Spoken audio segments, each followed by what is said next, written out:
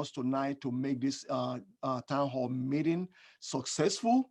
And Lord, that people will leave from this town hall meeting with more information, and their spirits will be lifted. And we just give you glory tonight for what we know you are going to do. We thank you for how you have solved all the technical problems that we had.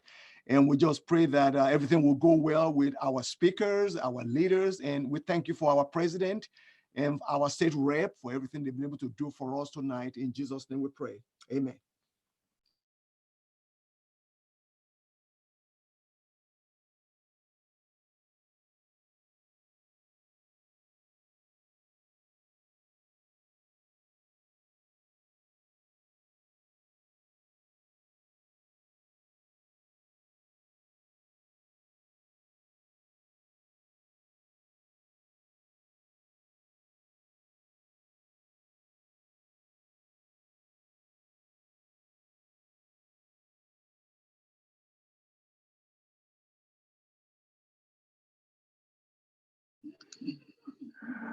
Okay, Pastor Akeem, we are live now. And looking on the YouTube, it does not look like the presenter is the only one that is the focal point of the screen. So.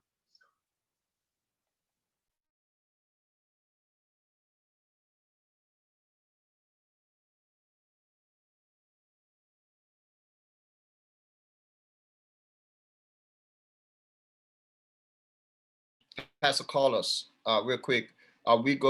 Anthony has a presentation. Are we going to allow him to use the screen, or do we need to email that over to you guys? If you got anything you want to show, pass it to Pastor King, and I think Joshua's going to handle that. Pastor King, are you listening? I know you're looking. Okay. Yeah, if you can. Pastor Keen, do I send that to your regular email that we use, the one we use for FBPA? Okay, yes, Joshua, you're gonna have to get that email and be able to share the screen with them. Okay, all right. Gmap is all right. Let me ask this question. How many co-hosts can we have? Just one? Why? Because I was just gonna say, if you can just let him take over, that way we don't have to do anything extra. We just click make him a co-host. I think, who has the presentation? Anthony Snipes, I think, was supposed to have Snipes, something. okay. I've got something too. I don't know if we can share the screen or not. Is that possible? I mean, you have to be a host. You have to be a host. So you can take me off as a co-host, and no, whoever keep you has on the presentation have to be a host to be able to share that screen.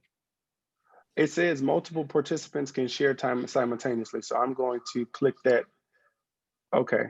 Let's do one test real quick with who's going to go first.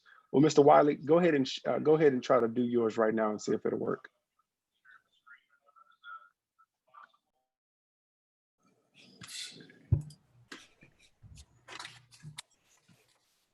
I can share, and then let me see if I can. Can you see that? Yes, that worked. Excellent. Okay. Okay, let me release now. Okay. All right, cool. So you will have the ability to share your screen. Just make sure that when you're finished, you cut it off. I think I may be able to do it on my end, but I'd rather not cut somebody off that's doing a long pause, because my wife said that doesn't do this a lot. Can you try it on my end? Can you try it on my, this is Anthony Snipes. Can you try to share it so I can see if mine comes through? Yes, you should already be set up. You should already be set up. Okay. Pastor, he needs to enlarge. He needs to enlarge it because it was very small. So remind him to do that. So it'll take over the whole screen, I guess, because it couldn't hardly see it. Pastor Carlos. Yes. When you pass host to somebody, I didn't pass the host. No. If you make them a co-host, they have. I didn't make them a co-host. I didn't make them a co-host. It just says multiple participants can share simultaneously.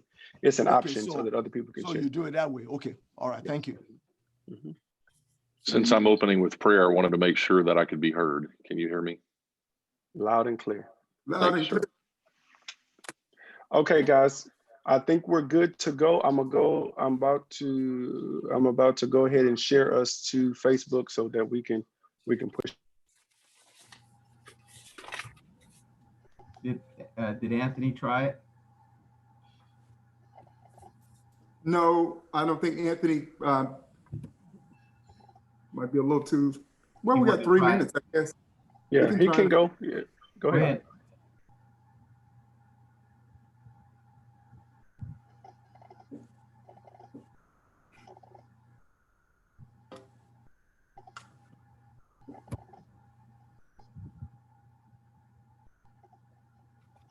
Okay. Perfect. All right, cool. Looks good. All right, Oh, you're that's good to go. beautiful. Okay, you can release it. All right.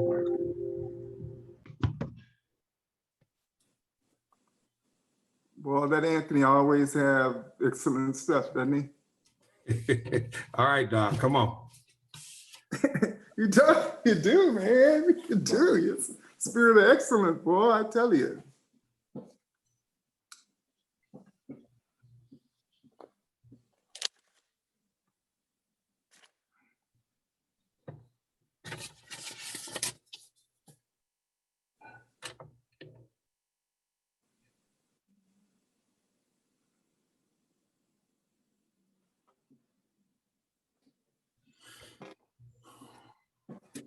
But we got about 2 minutes, right? Well, 1 minute, I guess.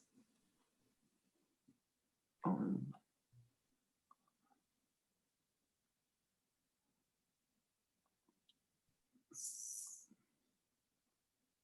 so Pastor Carlos, you're gonna mute our mics or we do it ourselves? Just count down, I guess. I got mine. All right.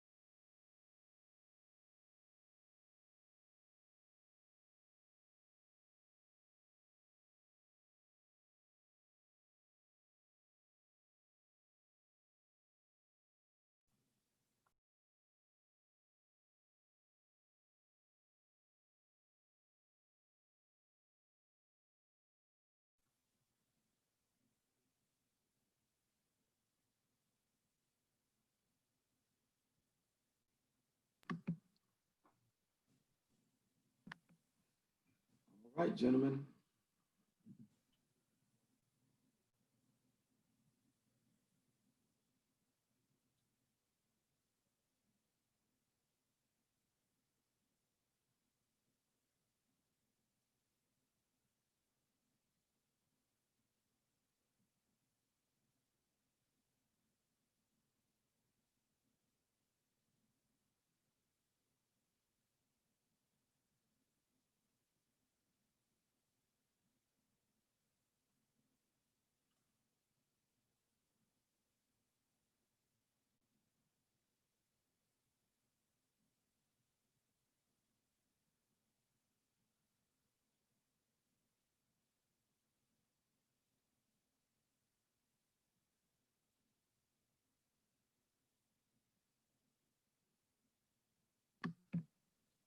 All right, Pastor Scott, it is, if you could lead us in prayer, we could start our time. Let us pray. Lord Jesus, we come to you tonight and we pray for our city. We pray for healing, both spiritually and physically. We pray for healing of any divisions within our city. God, we ask that you let a spirit of unity prevail in this community. I pray a hedge of protection around our first responders as they serve and protect the citizens of our wonderful city. We pray for our governmental leaders and school officials that you would grant them wisdom to make good choices and decisions. Bless this meeting tonight and let a spirit of mutual respect and unity prevail. And may the church arise in this hour to be a force for good in our community.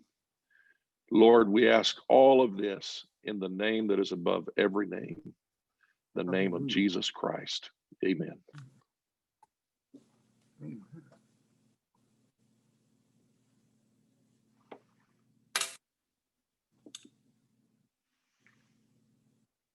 All right.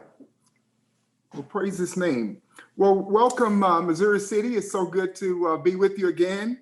Of course, we're via Zoom, but it's always good to be together. We're grateful that we can be able to come together in dialogue. I want to thank all of our guests who are online. We have some wonderful guests online that are going to share some things with you, informational and just insight to help keep us all on the cutting edge as it relates to citizens in our city.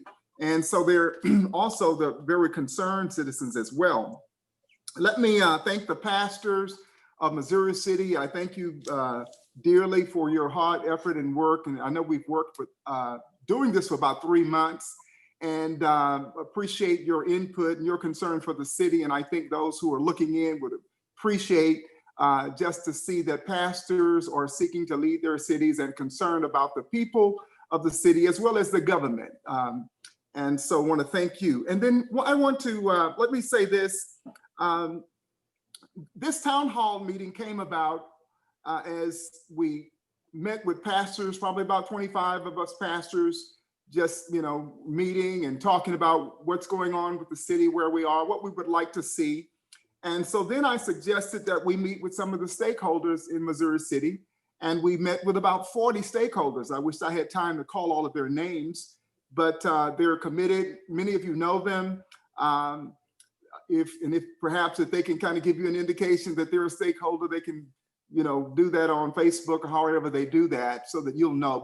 But it wasn't just the pastors alone. We spearheaded it, and we reached out to about 40 of the stakeholders in Missouri City. And as we collaborated, what we did was we allowed everybody to comment on their concerns, what they wanted to, where they wanted to see the city, where the city was, whatever concerns they had. And so we wrote them down as they commented, along with the 25 so preachers that we have, the pastors. And so afterwards we use our analysis. Pastor O'Neill was a great analyzer, and he took all of that and analyzed it. And that's how we came up with the format for this City Hall meeting. Just thought I would just share that with you so that you'll know how we came about it. And so hopefully the pulse of the community leaders and pastors will be your thinking. And if not, we've set up so that you can give comments. Please, utilize the space to give comments. We will have questions and comments at the end because we want to try to do it as thorough as we possibly can. And so if you will, we want your input. So if you will, take advantage of that, put your questions in, someone will gather them. And at the end, what will happen is we'll have my moderator will issue the questions to whom they flow or to whom you presented the questions to as well. So just wanted to kind of let you know that that's one of the things, that's how this all came about. I also want to share with you that it was a deep concern of pastors and of what's going on in the city. And I know there's a lot of talk, there's some disunity and all of that, And so that's what we pastors seek to do, is to bring unity to the city. And so it was the best way that we thought that we could, gather and kind of neutralize the city, because we saw so much polarization here. I want to just comment on this, on a passage that always gives directions as it relates to how we do things in life. And that's Matthew 12 and 25. And in Matthew 12 and 25, it says, every kingdom divided against itself is brought to desolation. It's brought to destruction. Every kingdom that's divided against itself is brought to desolation. And it says, and every city or house, every city or house divided against itself shall not stand. And that came from the one and only one who has resurrection on his resume, and that's Jesus Christ. And so we know that he knows how to live life. And so we were concerned about that. And so we wanted to have the meeting so that we could help to bring our city together, our government, as well as the people as well, because we understand that the success of our city comes from sticking together. And to do anything else would be disaster and division. And we certainly don't want that to happen. And so that's how this meeting has come about. And we're seeking today so that we can give some insight, get some information as to how do we unify the city and we move forward and just be a great city. And in fact, just a great example for other cities around, because we do have some wonderful things that we can be a great example with. And so with that in mind, that's the purpose of the town hall and the importance of it. And I'm going to now kind of shift you to our moderator, and he will sort of take over from this point. He's just a wonderful personality, Pastor Craig Hayes, and he'll kind of lead and guide us as we go through this Zoom. So I trust that you will stay with us all the way through again, and it's going to be helpful, encouraging as well. Thank you so much, Mr. President. Welcome, everybody. My name is, again, Pastor Craig Hayes. I'm pastor of Crossing Point Church. We are so glad that you have joined. We cannot say it enough. Your engagement means that you are concerned about your community.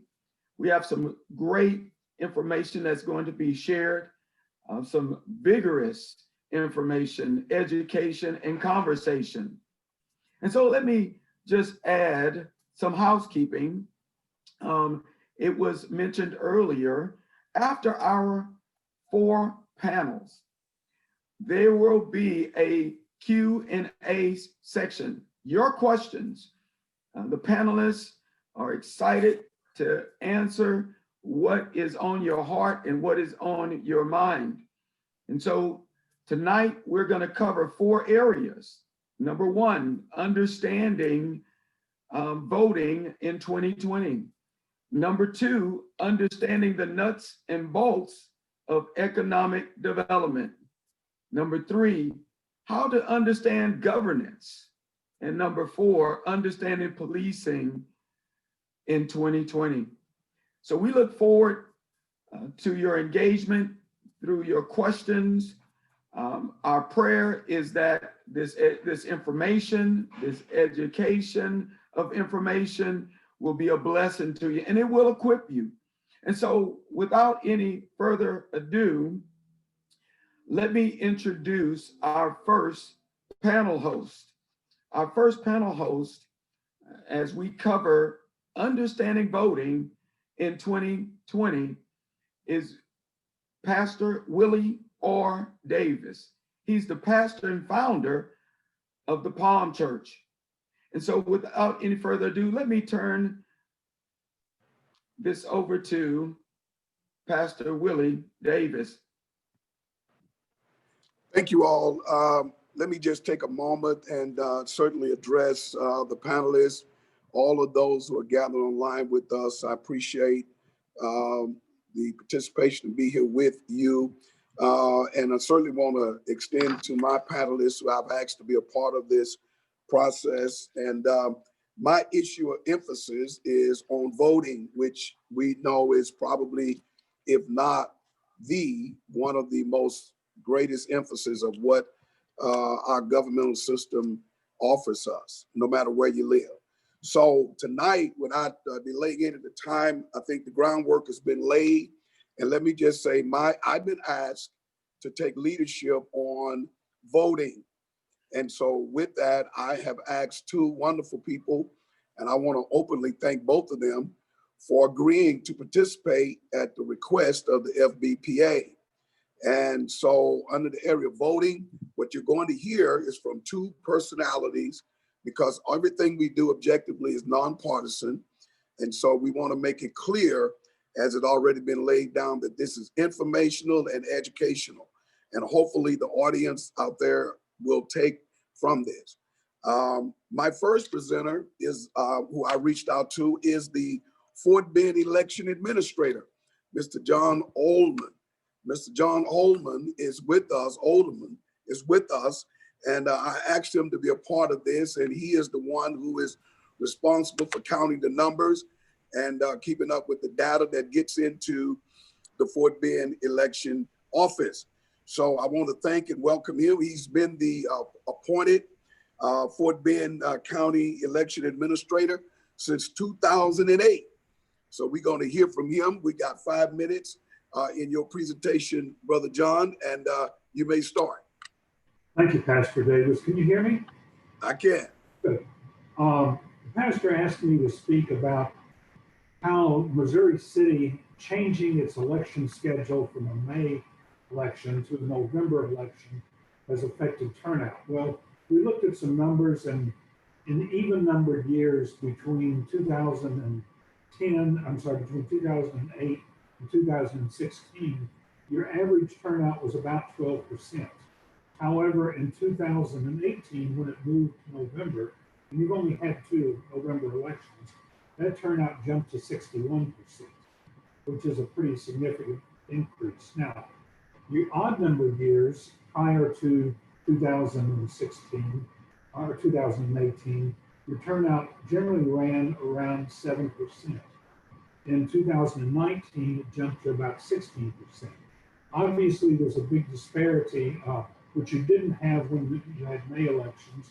Turnout from year to year, whether it be even or odd, was generally about the same. Now the turnout and the number of votes that it takes to get elected to city office is going to vary greatly, whether or not a term ends an even numbered year or an odd numbered year. So there's certainly an impact with that. Now, along these lines, we're going to have a huge turnout, we expect, this November, both for the city of Missouri City and also for the country as a whole. In preparation for that, in the Fort Bend County, we tried to take some steps to mitigate that because a number of things are coming into play. One is not only Missouri City is having municipal elections, but nearly every other city in Fort Bend is having municipal elections this November, as are all our schools and many of our municipal utility districts.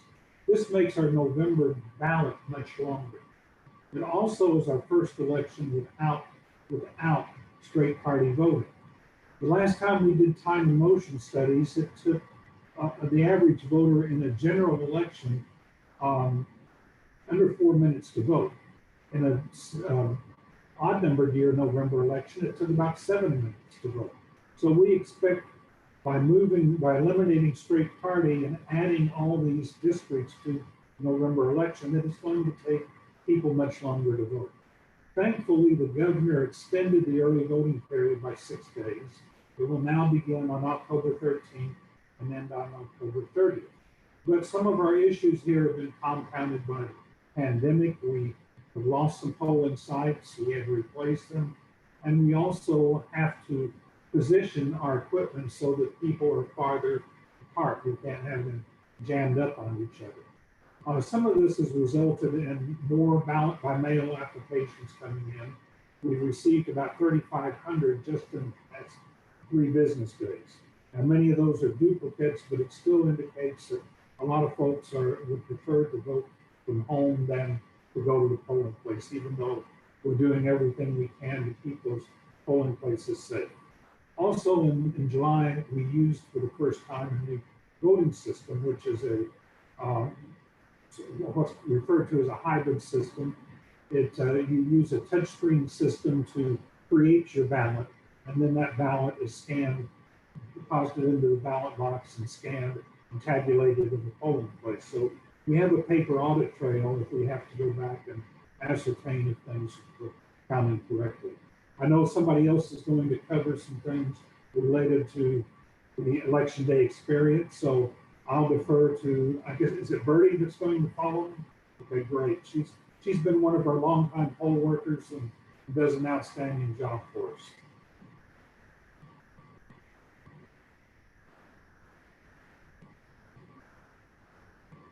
Reading me here. Okay, well, we thank you, John. Are there any questions pertaining so far? Because we get to the next panelist speaker in regards to that. As John was saying and laying out the differences between the voting period. And I'm sure there will be some questions, John, that will follow up, and we'll wait for those. My next panelist that I invited to share with us, as John referred to, is Miss Bertie Kelly. Miss Kelly is here. Thank you for joining us, Miss Kelly. And of course, she is a precinct coordinator for 45 precincts, matter of fact. And she's also in Fort Bend County Precinct 2. She's an election judge, and she elected as the SD 13 resolution member by the state convention, a University of Houston graduate, and a retired pharmacist. So Ms. Bertie, we happy to have you, and she's going to also add some emphasis on voting information, on voting registration, on ballot by mail, and voting at the polls. Ms. Bertie, thank you for joining us. You got 5 minutes in your presentation. Thank you. Thank you. I'll try to skip the information that John has already given. But in any event, I'm just going to go right to, we know the election day is the 3rd, and then the last day to register is October 5th. I just wanted to point one thing out about the deadline of October 5th. It has to be postmarked by October 5th. So you can't register somebody on October 5th and keep it on the desk until tomorrow, October 6th, because then they will not get to vote this time. The deadline, then we have deadlines for the mail ballot to get in. The deadline for the actual mail ballot to reach the elections office is again postmarked by November 3rd. Postmarked by November 3rd. And the deadline for the ballot by mail applications to reach the elections office in Rosenberg is October 23rd. Going on to voter registration. Voter registration cards can be obtained from the elections office, from the Fort Bend Democratic Party headquarters, and from some libraries and post offices, or you may contact your precinct chairman. Online voter registration, perhaps you've heard of that, is limited to completing the application online. You cannot actually register online. You complete your application, then you have to print that application, sign it, and then mail it to the elections office at least 30 days before the actual election. The applicant must be 18 years of age by election day. They must have a driver's license or Texas ID or a social security number, either one. They must be a United States citizen at this time. The voter registration card that's sent in must be postmarked by 30 days. Now we get to ballot by mail. The Texas Democratic Party has already begun to send out the voter by mail applications. So some people have been receiving those already. This is the second time. Normally it's only sent out in January of the even numbered years for the presidential years and the gubernatorial years. But this time, as John stated, they're sending it out another time. We're getting it an extra time for November this year. And they already they began arriving in the mail in mid-August. So we had appealed, or we had requested, all the parties had requested that Texas be allowed to vote by mail from 18 and up. Well, the Texas Supreme Court denied that in May. It went on to the US Supreme Court, and they denied it in July. So the requirements for the ballot by mail program in Texas remain the same. 65 and older, disabled at any age, out of the area for early voting and election day, like college students, in jail but no felony conviction. Perhaps you couldn't make your bail. So if you're in jail, you can still vote by mail. If you are disabled, you may not automatically receive your ballot by mail application, in which case you can just contact any of us that I just mentioned and we will get one to you. Those with disabilities and anyone else that qualifies can request that ballot. If you are disabled and you come inside the polls, the election judge will move you to the head of the line. You do not have to wait in line if you came to that poll because you want to exercise your right to vote. Curbside voting is also available. So if you are there and you cannot vote, then cannot come inside, then we will come out to you and bring that curbside voting device.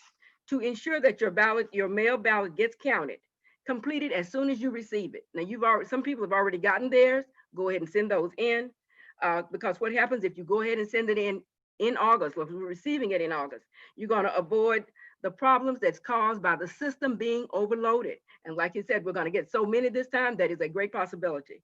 You're going to avoid the delays caused by the postal system. I don't need to say anything else about that. And then you're going to allow time for any necessary corrections, because what they're going to do in Rosenberg, they will find an error on your application. They're going to have to get it back to you. So what they're probably going to have to do is mail it back to you. And that's going to take a little time. So give yourself time for that.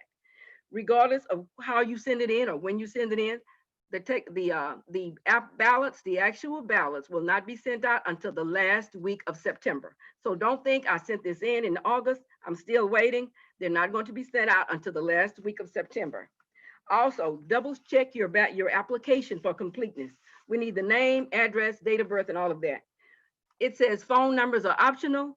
I highly recommend that you put a phone number, because a lot of times your phone number is out there and they could just reach you and correct something over the phone. If they cannot reach you over the phone, they're going to have to send it to you in the mail, and then you have to mail it back. So we don't know how much time we have for that. So if you put a phone number on your application, then that would save some time. Also, the reason for your ballot. You can't say I'm 65. They know I'm 65. You have to put either I'm 65 or older or I'm disabled. You have to specify or they will send it back. Party preferences for primary elections, but this is not one of those, so that does not apply. The ballot by mail application must be signed. This signature is copied into your voter record, that signature on your application, every year, every time. The state Democratic Party will begin, once you get that signature and you get your application in, then they will send you your actual ballot with your candidates listed on it. Once you get your ballot, you're going to have 2 envelopes. The small envelope, your ballot goes in there. After you've checked it, made your selections, put your envelope in the small one. The larger envelope will hold that smaller envelope. And what you have to do with that one is seal it and then sign the envelope. This signature also goes into your records. It's copied into your records. These 2 signatures have to match. And this is what is checked at the ballot board. We have to check those signatures and make sure they match. So do not sign your application, but when it's time for you to sign your actual ballot, you call little Junior over to sign it for you, because your hand hurts today, because then those signatures won't match and your vote won't be counted. That's a problem. Those signatures have to match. So you sign your application and then you sign that envelope that you're going to be sending in. Well, Ms. Kelly, mail, yes, sir. You are just full of all of the information I think is so very important. I wanted to, sorry to interrupt you, but we on that time frame. But what I do want to say is that you're going to be here online, and there will be some questions and some follow-up information, I'm sure, and that you can give more data to what you're discussing. But I want to thank you for the very important points, because you covered up pretty much all of it, and also for the introduction of John. So with that, just hang on. I'm sure there are going to be some follow-up questions for both of you, and I appreciate your presentation. Thank you both so very much. Thank you. So much. What valuable information. we certainly look forward to hearing more. Remember, please put in the chat, send your questions in. The panelists will be here ready to answer your question. Again, we want to welcome you. Wonderful information.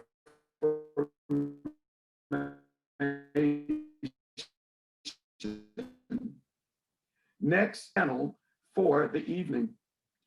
Our panel host is Dr. Gordon S. Jones, who is senior pastor of Fondren Seventh-day Adventist Church in Missouri City.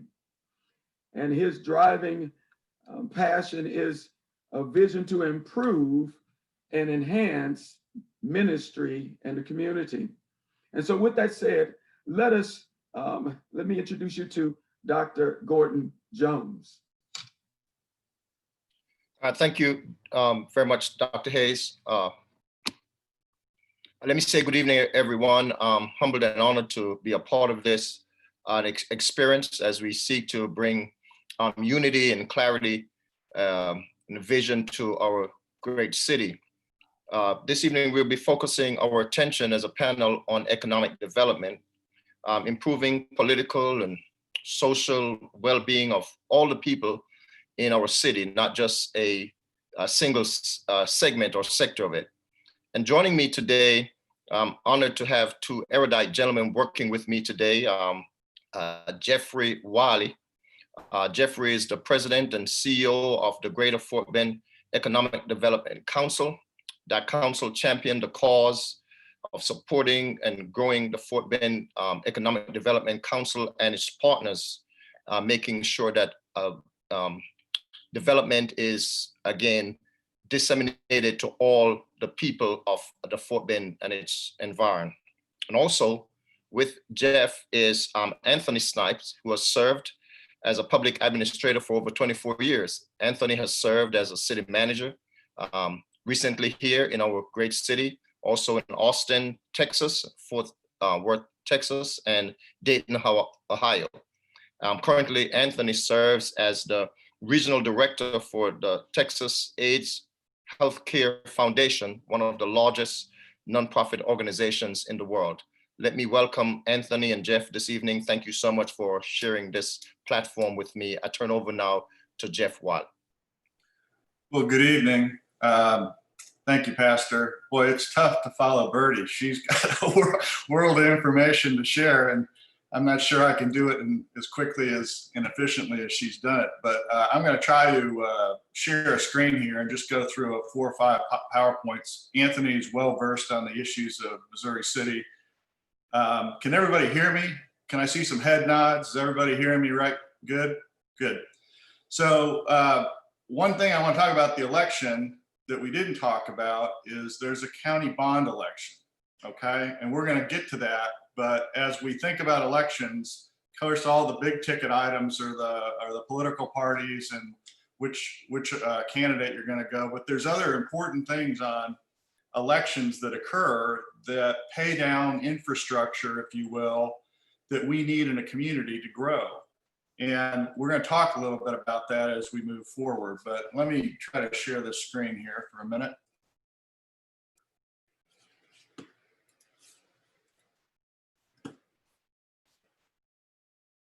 Okay. Can everybody see that? Okay. So let me Pastor introduced me. I'm the president CEO of the Greater Fort Bend EDC. What are we? We're not a governmental entity. We're a public-private partnership. Our job is basically to foster economic development throughout the entire county. As I said, we're not government, we're not private. We're right in between. Our 501c6 nonprofit. Our public members are the county, the cities, LIDs, MUD, school districts, higher education. Our private members are the development community by and large, the commercial brokers, civil engineers, local businesses, the chambers, hospitals, they're all part of our organization. And we were really born out of the oil bust in 1986 when everybody looked around and we were just beginning to develop out here. and folks said, well, Houston's not going to help us right now. They got their own problems. We better figure out what we're going to do together. And that really launched what I would call the preeminent partnership that exists in the greater Houston region. There is something called the Jeff. Partnership. Jeff, can you make that larger on the screen? I'm gonna try. How's that? Perfect. That's great. Thank you so much. Okay. So obviously the Greater Houston Partnership is a big organization. We're kind of like that, but we're not. We're just little old Fort Bend County. And little old Fort Bend County went from about 300,000 in population in '86 to over 800,000 right now. Now we're the second largest county in the Houston region. We're the fastest growing county in the Houston region. Arguably, we have some of the best demographics. We're the most ethnically diverse county in the country, which means, generally speaking, our ethnicities are about 25% African American, a little bit more than that, Caucasian. We've got Asian and Latino, and it's an even spread. So if you want to look at what the country is going to look like in 2050, Fort Bend County is pretty much where you go. Let me advance the slide here. So what is the four tenets of economic development from our perspective? When we were set up in '86, there were four things that our organization focused on. One was commercial recruitment, business recruitment, and retention. And that's important. We'll talk about that in a minute, but that's important specifically because if you're going to have a growing population, you've got to recruit tax value of corporations and industrial development so that that tax base, which doesn't have a lot of service costs, can underwrite the costs of a population. When you build a house and you have a family, or you build an apartment complex and have families living in there, you got to school them, you got to provide water and sewer, you've got to provide education and opportunity, you've got to provide all those things as a city or a county or any taxing entity who is involved in providing services to the community. Well, if you can increase your commercial tax base, that basically brings in a lot of revenue that keeps everybody's tax rate down. So it's important that that mix of commercial value is an important tenet of economic development. Business climate. What's business climate? Well, I call it creating magnets of excellence. Making sure that when people look at our community, they look at things that they think are attractive to come locate businesses in or locate their families here. And those are the things we try to look at. We'll talk a little bit about that. Infrastructure sufficient to sustain growth. That's the third tenet. And that means that we've got to invest in infrastructure, both existing and new, so that our quality of life is maintained. You can have a lot of people come to this county, but if you don't build roads, they're going to be stuck in traffic their whole day. And that's not what we want to happen. So that's important. And then maybe the most unique thing that Fort Bend County has is this notion that we're better together than we are separate. And I think the pastor's comments as we started this morning is a pretty important one, which is a house divided falls. And that goes across goes from the country on down to the community at the very basic level and at every level up there. We have to work together. Our cities and our county have to work together as a public organization, and we have to work with the business community and make sure that we work with them to bring about change that encourages more business to come here. And so solving problems together is kind of a unique thing. We're kind of at the nexus because at a county level, at least, we're the intersection of the public and the private and the public and the public. So it's kind of a neat thing to be associated with. So we talked about recruiting jobs and capital to pay for services of growing population, infrastructure for quality of life. Business climate means magnets of growth. And these are the magnets, right? Good schools, safety and security, regulation, ease of doing business. When a business comes here, they don't want to be, the Californians that came here that are now coming to Texas are coming because they can't do business out there. They're over-regulated. There's no development of new housing, so the prices go up. So it's important to keep our regulation. It's important to keep quality, but it's also important to keep ease of doing business as a highly valued ideal. Skilled workforce, mobility, deed restricted communities. Unlike Houston, which has no zoning, we have some zoning out here, or we have communities that have deed restrictions. And what that does is it protects somebody's investment. If they're going to make probably the biggest investment in their life in a house, they want to know that something like a salvage yard's not going to move in next to them, right? You want to have some predictability. And at the end of the day, that is the recruitment word of the night, which is if you want to have a lot of people come to your community, you have to have predictability. People need to understand the environment in which they come. When they make an investment, they want that environment to continue, and they got enough problems figuring out how to stay in business, right? They don't want a moving landscape to affect their operation in addition to just trying to navigate their normal business. So we covered public, private. I'm not going to go through that. I do want to talk a little bit about this election, because one of the things that you might say, well, the county's the county, but what we've done because of our cooperation with the cities and with TxDOT is we found a way to really produce synergy, which is we lever up contributions that are made. So in the November bond election, the county has called for a $218 million mobility bond election, and they're calling for a $38,400,000 parks bond. There's no associated county tax rate increase with that. In fact, the county tax rate in the next budget is actually going down slightly. That's largely because we've grown the tax base to allow for the tax rate to go down and also afford some of these infrastructure developments that are required to keep our quality of life right. And then for precinct 2, by the way, you've got the senior commissioner of Fort Bend County as precinct 2, Grady Prestige. Great commissioner, knows exactly what he's doing, does a great job.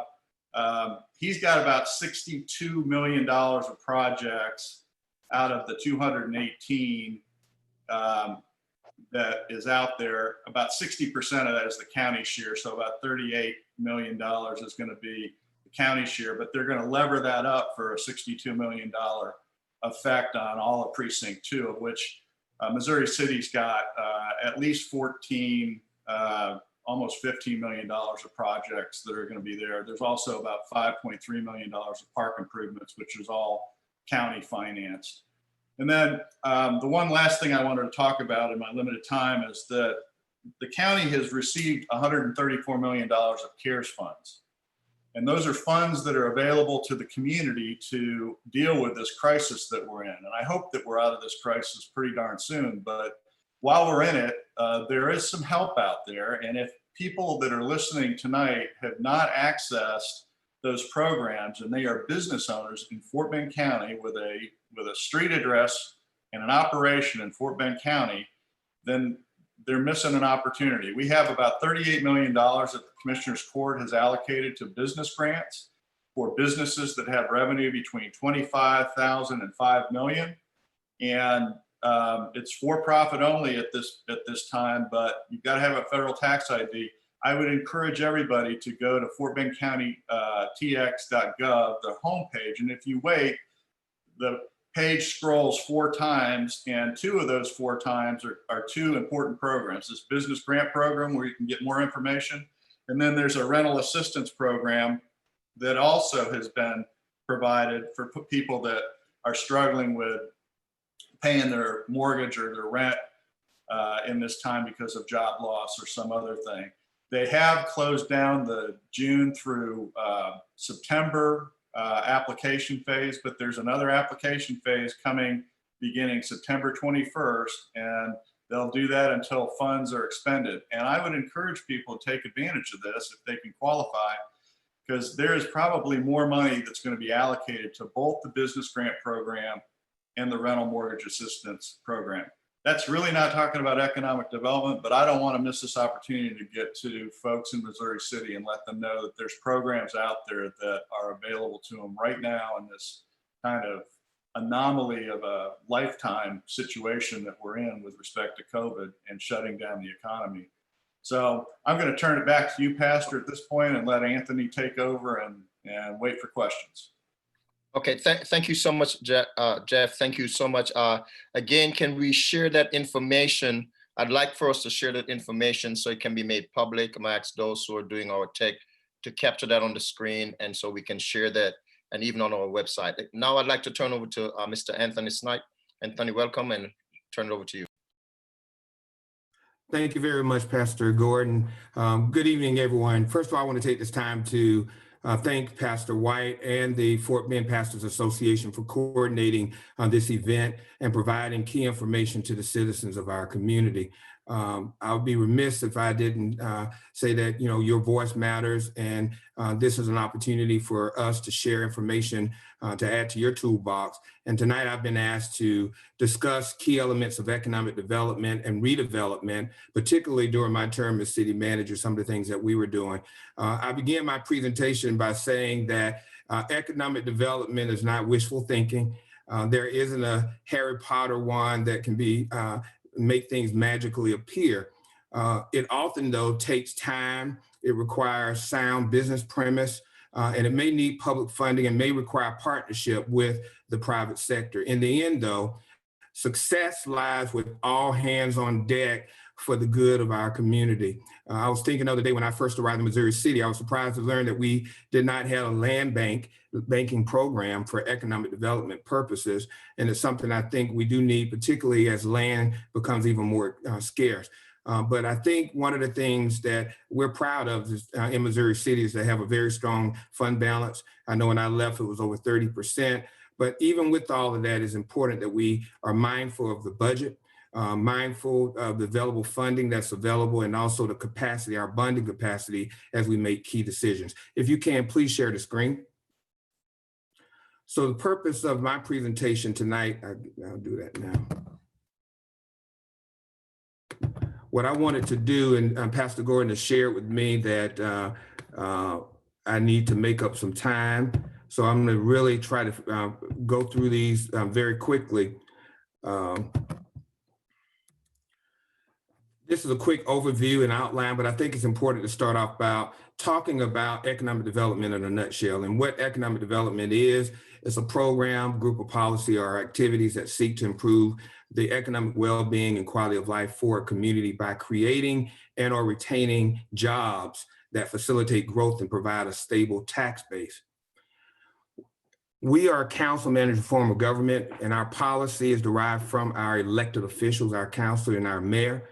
So public policy matters, and it's important that our elected officials recognize the assets of our community, that they plan and set priorities, and Missouri City has done very well in that regard with our comprehensive plan, our Parks Master Plan, and so many other priorities to set the course for our future. Enhance our capacity so we can continue to deal with some of the infrastructure challenges that we may have, apply our resources strategically, reduce risks and costs, but more importantly, I think, to garner return on our investment in the dollars that we have. A place of great potential, I believe, is small business development. During COVID, a lot of our small businesses suffered, but I think they are the touch point of communities. Workforce development, we have great partnerships with HCC and our universities. It's important that we invest in that because ultimately they're teaching and equipping our leaders of the future. Business attraction, and Jeff talked about the importance of business attraction and retention. They're looking for schools, they're looking for safety, they're looking for government that works and works collaboratively with them, and growth company development. These are some incentives and financing tools. Municipalities have a number of financing options at their disposal, and we'll talk about some of those later on, but factors to be analyzed with each of those tools.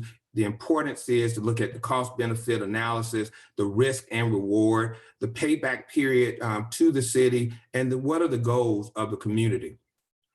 These are a sample of some of the toolbox that administrators have to make the deal work. I want to share some axioms with you. One is economic development will not make a bad project a good project, but it can make good projects happen faster, easier, and to a higher standard in one location or another. I would say to you that the future isn't what it used to be, and I think we all know that. Change is inevitable. We're experiencing that now with the pandemic. Change is coming. Our choice is how to impact it to meet our needs. Private sector and the public sector have different goals and measures of success. The question is, how can we work together to positively impact the citizens of our community? When you look at public administration in cities across the country, cities are not just in the business of providing basic services, water, sewer, police, and fire. The real good cities are partners in creating the future. So why plan for this future? I think it's very important that when you look at property values, they are enhanced when a community plans for parks, trails, playgrounds, and transit infrastructure, as well as amenities. When you plan for the future, you're protecting and enhancing property values, you're promoting public safety, and you're setting clear expectations for the future. So what is our current situation in Missouri City? We have 30.5 square miles, 22.5 square miles in our ETJ. We have a population of about 75,000 residents. Our commercial base has grown over 8%. It's probably in double digits now for, between 2007 and 2013. When you look at our land use split by acres, 69% of our acres are residential, 31% are commercial. When you look at the value of those properties, 58% are residential and 42% of that value is commercial. Here's a breakdown of Missouri City. When you look at our commercial corridors, our warehouse district, our manufacturing area is off of 98. I think you see a large amount of the boom with the FedExes and others that are in that area. Redevelopment, Texas Parkway, Cartwright, FM 1092. And our retail areas, which are doing extremely well, Highway 6, Lake Olympia, Hurricane Lane, Highway 6, and the Fort Bend Tollway, that section there are really, really building out tremendously in our community. But when you look at the top growth areas, and this is in the city by asset class, the new residential areas, and I know you see those homes coming up in Sienna Plantation, now Sienna, Lakeshore Harbor, Dry Creek Village, and Parks Edge. But I think the key point in this slide is the infill. There are a number of redevelopment opportunities via infill, the Mustang Trails, Liberty Ridge, Pebble Brook, and Gala and Jubilee. These projects started a number of years ago, but they're coming to fruition now and benefiting the city where individuals can go out and shop, work, and play in our community. Retail, of course, Highway 6 is our greatest concentration near Sienna. And then, of course, we talked about our warehouse district. I'm not going to go through all these, but I can tell you over the last 5, 10, 15 years, economic development in Missouri City is booming. And I think it's because of our proximity to Houston, to the port, off of Beltway 8. We are, I think, strategically positioned to do great things, and these distribution centers are a testament to that. One thing I would like to know in looking at that is, since 1999, when you look at all of the abatements, really, we haven't done many abatements. I think it's close to 20. And over that 20-year period, we're averaging about 1 abatement per year. The key thing to note here is in the next 5 years, 10 of these abatements expire. And what that means is all the value that we have not been bringing in, that's going to go to benefit our citizens, the tax rate, or services that we have been deprived based on these abatements. But now they're coming to fruition and we can see the fruit of that labor. Some of the strategic partners prior to me leaving were expanded strategic marketing and attraction effort, focusing on Texas Parkway and redevelopment, looking at Fort Bend Toll Road and Highway 6 corridor development strategy, what we were going to do the next iteration of 90A and Beltway A development. I know the council recently adopted or updated the incentive policy and procedure development. And then, of course, we're very fortunate that a couple of years ago, we updated our comprehensive plan. When I arrived, we didn't have an economic development plan, and thanks for the leadership of our council, they approved in August of 28 an economic development plan. Those top 5 goals, actually was 10 goals that were presented in that plan, but our city council prioritized the top 5 and they're listed here. One of the things is resources for economic development. And I know the new city manager put forth 2 positions in this upcoming budget. When I was there, we brought in a redevelopment coordinator, or at least we're in the process of trying to hire that. I don't think that position is hired as of yet. We always hear about Texas Parkway and Cartwright Road redevelopment efforts. I think it's important to know what is urban renewal and development. And I think when you look at a situation where the built environment deteriorates with the passage of time and the stresses of use and neglect occur, usually what follows is unemployment, poverty, shortages of affordable housing, and transportation problems. And that often accompanies that decay in most cities. The attempt to relieve those issues through maintenance, rehabilitation, and rebuilding of the physical environment is known as redevelopment or urban redevelopment. So the objectives in Missouri City for redevelopment are as follows, or have been: to attract new investment and growth in the 2 corridors, to demonstrate the vitality and appearance of the 2 corridors. That's a priority of our council. To educate the public regarding the amount of investment which has been made in Texas Parkway. I'll say to you, proportionately, we've had a large amount of funds invested in that redevelopment zone, close to $42 million. A lot of it has been in infrastructure, and a lot of times citizens don't see that. But you know, I'm one of those folks that believe if you build it, they will come. Infrastructure is important, but we have to go to that next level and bring about other businesses and retail to the area. So our overview has been council has supported redevelopment. We created TERS 1. I know we've partnered with Grady Prestage, Commissioner Grady Prestage, and others to bring development to the corridor. Of course, we adopted the plan that we talked about earlier. We also adopted a Chapter 380 Economic Development Incentive Program. I cannot stress enough that the city, the state, and county, when you look at Texas Parkway, $42 million has been invested in capital projects, parks activities, and CDBG projects in and around Texas Parkway over the last 10 years. Here's some recent developments and current developments that I think are noteworthy. When you look at the redevelopment of the former Sonic site, Discount Tire, HCC, facilitated by the city, was $24 million, which is the largest single investment made on Texas Parkway in decades. And I think that's something that's important to know. Here's what the city has done most recently as it relates to their investment: the Veterans Memorial, City Hall upgrades, developing of HCC, tourism visitor center, and staff resources in the park maintenance facility. Where do we go from here? When you look at some of the current buildings on Texas Parkway, this is where the Shipley's is. Danny Wynn and his group partnered recently with the city, and this is a rendering of the upgrade that is planned to occur in that location. Not knowing what the impact of COVID is, but that deal has been signed and delivered and should be coming forth soon. This is a visual of Texas Parkway. Of some focused areas for the city that we need to get things rolling on. This is the old Sonic location that's has been developed. So going forth, we've looked at working with developers, and I know the new city manager will do that as well. Prior to me leaving, RCLCO did a market assessment to look at what can be done in the areas of retail, dining, and medical and multifamily. And the 2 areas that we always hear are the Missouri City OMED Center, that's the former theater, and the Quail Corner King Dollar Center. Those are challenging, and they're privately owned, and we've really pushed to get them to take it to the next level. And my hope is that the new city manager will be successful in being able to do that. That's the location of those.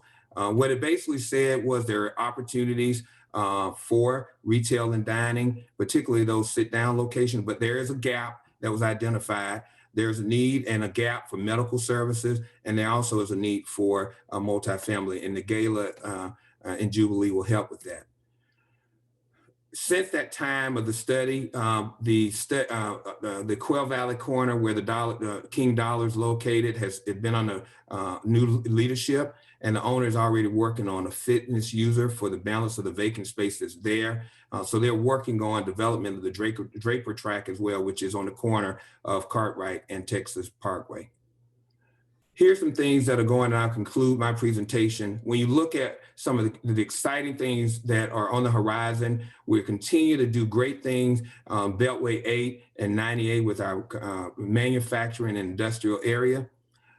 This is one of the areas, and we have very few buildings that are up that can be sold, but they're going very, very quickly off of 90 and Sam Houston Tollway.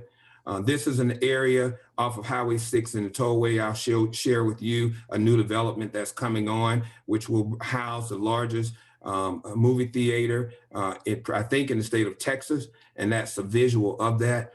What I would say to you and say to everyone on the call is Missouri City is one community and we're all in it together. The city has developed over 60 years. We're over 60 years old. The areas that are the focus of redevelopment was once the hub of the community. I understand that. And that's no uncommon story in places like Sugar Land and Rosenberg. That does not mean that there are people against anyone. It means that development patterns change as communities grow.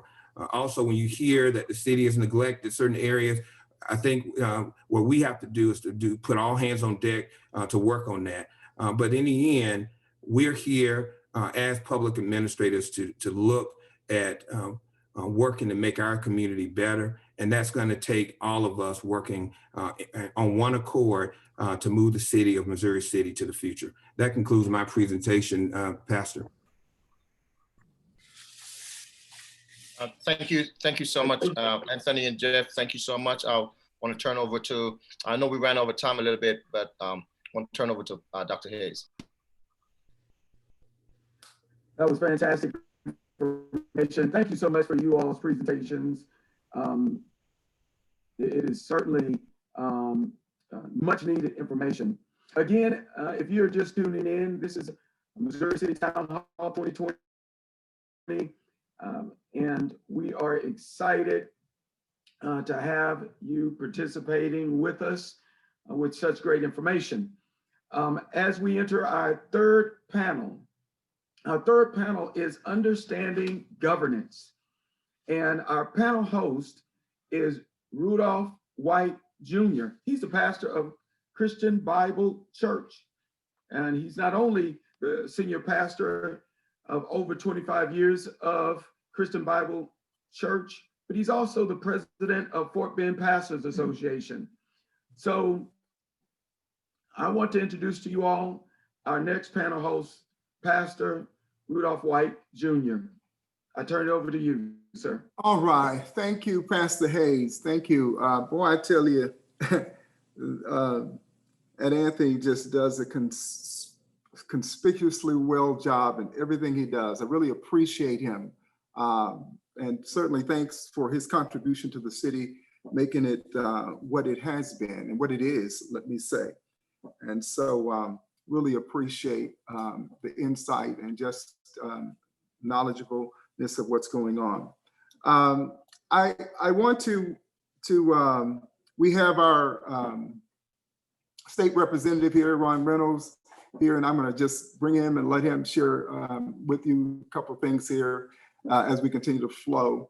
But let me say this, as the president of the Fort Bend Pastors and as a pastor, it is my role and as a pastor and as preachers to oversee those who we elected officials in our city. It may not have been in the past, but that's the way it's supposed to be. And I'm saying that because this is a new day, and I know there are some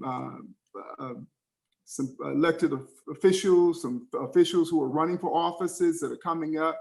I'm going to say this publicly because as you come to us, to our churches, you come to us, ask us to vote for you, and that's quite all right. And on the other hand, we're not just going to give our votes without you hearing our voice. And I'm saying that because I listened to Jeffrey talk about the cities and how the synergy of the Fort Bend County at large, and my heart really dropped because there's no synergy within our government. at this particular point, and I'm very disappointed about that. I'm very disappointed because I and some of the pastors, you know, we assist the new staff, government of Missouri City, the mayor and all to get in, but we've been very disappointed. And I'd be remiss in my duty for not sharing with you. Very, very disappointed about that. There is no cohesiveness, and we've got to be candid about it. And because if we are not candid about it, then some things may go missing. I want to say that to those of you who are running for office, if you're elected to office, you are accountable to us as a people and a pastor. And if you're not doing your job right, and if you do wrong, we're going to confront you, lovingly confront, just like we work hard to help you get in. We're going to work hard to either get you out or tell you to straighten up your act. And we're preachers, and we're going, and that's our assignment. And sometimes there needs to be, sometimes a Nathan has to confront a David. You know, David was a king. And Nathan, you know, was a preacher, and there are times when that's needed, and we're very disappointed as to what we have seen, how our government has been polarized, and so it's very heartening. It's very much heartening to see the disunity, and one of the reasons as we talked about the stakeholders and pastors having a meeting is because we need the synergy in our city. And I know the people are disgruntled about it, and you should be. And I hate to say it, but we've lost one of the best guys in the country, Anthony Spikes. And I'm just telling it like it is. I'm a preacher, so let me do what I do, if you don't mind, in the spirit of love, but it's the truth. It's the truth. We lost him. And I was, along with some of my pastor's staff, was in the midst of that. And to find, in essence, this is not hearsay. We did our own survey to see what went wrong with that piece. And so I'll hold my peace about it, but I wanted to bring it to surface to talk about what happened, should not have happened, and we cannot allow that to happen again. And I'm listening to all of these statistics talking about moving forward. We're not going anywhere if our government remains polarized as it is. And that is awful. This is the first, I've been living in Missouri City for 35 years. I've never seen this in my life. And I'm talking about close view, not being a distance. I've been in city meetings, from city council meetings to meetings where they brought in accountants and all of that. And what I have seen, what we've seen in the last year was just ridiculous. Now you're talking about, I know we saw the colluding in Washington, D.C., but there was some colluding going on in Missouri City. And it was totally wrong as to what was done. And I don't know how we got so far off. And so I want to bring some people, and we're going to have some dialogue around it. I'm not trying to cover up anything. I'm going to be loving about it, but I'm going to be honest about it too, because it was done publicly when I was there in City Hall. Many of you weren't there. The City Hall was packed on that night, and we stood up and pleaded with the City Council and the mayor not to make a decision because it was a wrong decision. It was a wrong decision, and it was a wrong decision. That's factual. I'm not just talking. But at any rate, I've asked Eunice, Ryder, to come on and share some things with us. But before she comes, let's bring our state representative, Ron Reynolds, and let him have a word, and then we'll move forward. Thank you, Pastor White, and to all of the pastors with the Fort Bend Pastors Association and other presenters. I'm honored to be on with such an esteemed panel. I think this is a very important town hall during this COVID-19, during these tough times, to give the community a perspective on a broad range of subjects. And so I'm certainly honored to be state representative and share my brief comments, because I know that the night is long and there are others that need to present. First of all, I've been serving as state representative for 10 years now, and it's always better when we work together. There's no way that we can have our community strong without working together, from pastorals, from elected officials to community leaders to ordinary citizens. We're all in it together. United we stand, divided we fall. And so it's incumbent upon us to have the best place to live, work, and play is if we all work together with one goal to move it forward. And so my comments are not partisan. My comments are that our collective community is better when everybody participates, when everybody is engaged, when people vote, when people pay attention and go to their HOA meetings, when people hold, as Pastor you just said, their elected officials accountable. I am accountable not to the governor or to the speaker or to the president. I'm accountable to the constituents of House District 27. Those are my bosses. Those are the nearly 200,000 that I have to answer to, and they can hold me accountable. It is incumbent upon me to be transparent. It is incumbent upon me to be accessible and to be engaged in the concerns of our community.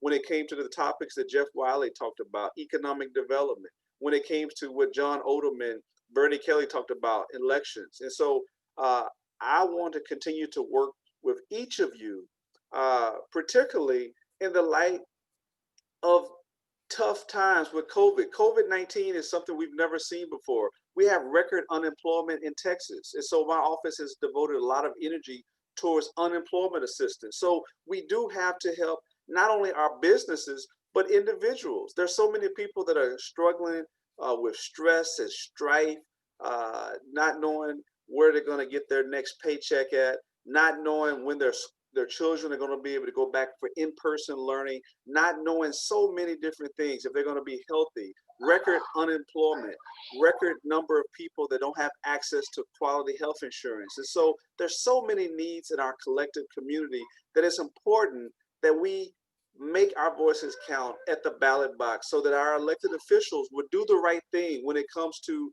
at the local level. Because we can talk all day long about at the national level, electing a president or, Congress, but right here in our backyard, the local elections are where the rubber meets the road. County Commissioner Grady Prestage, you talk about these projects Jeff Wiley talked about in economic development. That is at the local level, at the city, with the mayor and city council. That's at the local level where you hire your police chief. You want to talk about criminal justice reforms.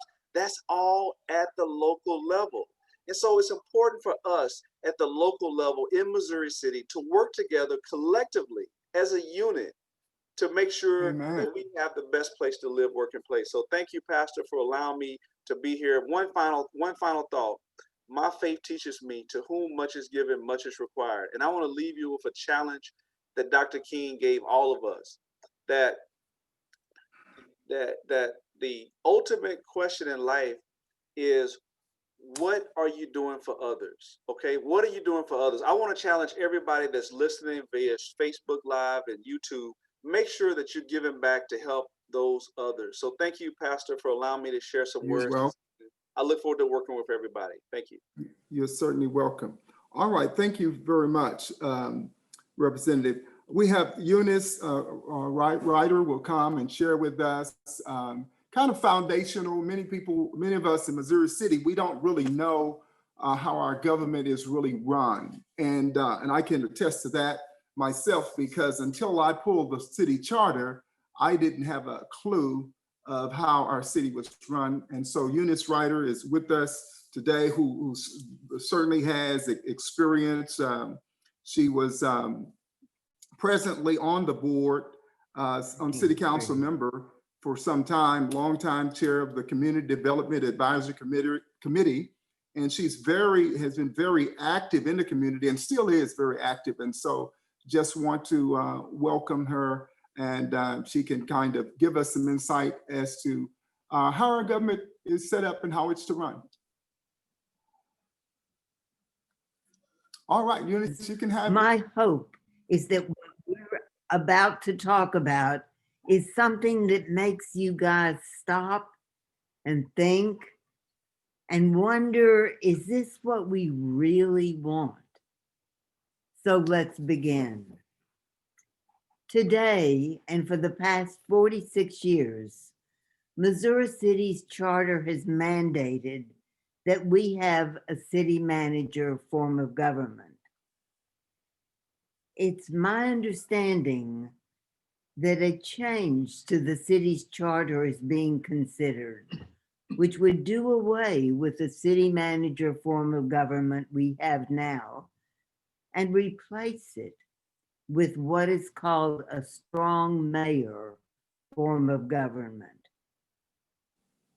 Each mayor and council member we elect brings talent to the table. A city manager, by virtue of education, experience, and ability, brings everything to the table. Council sets policy.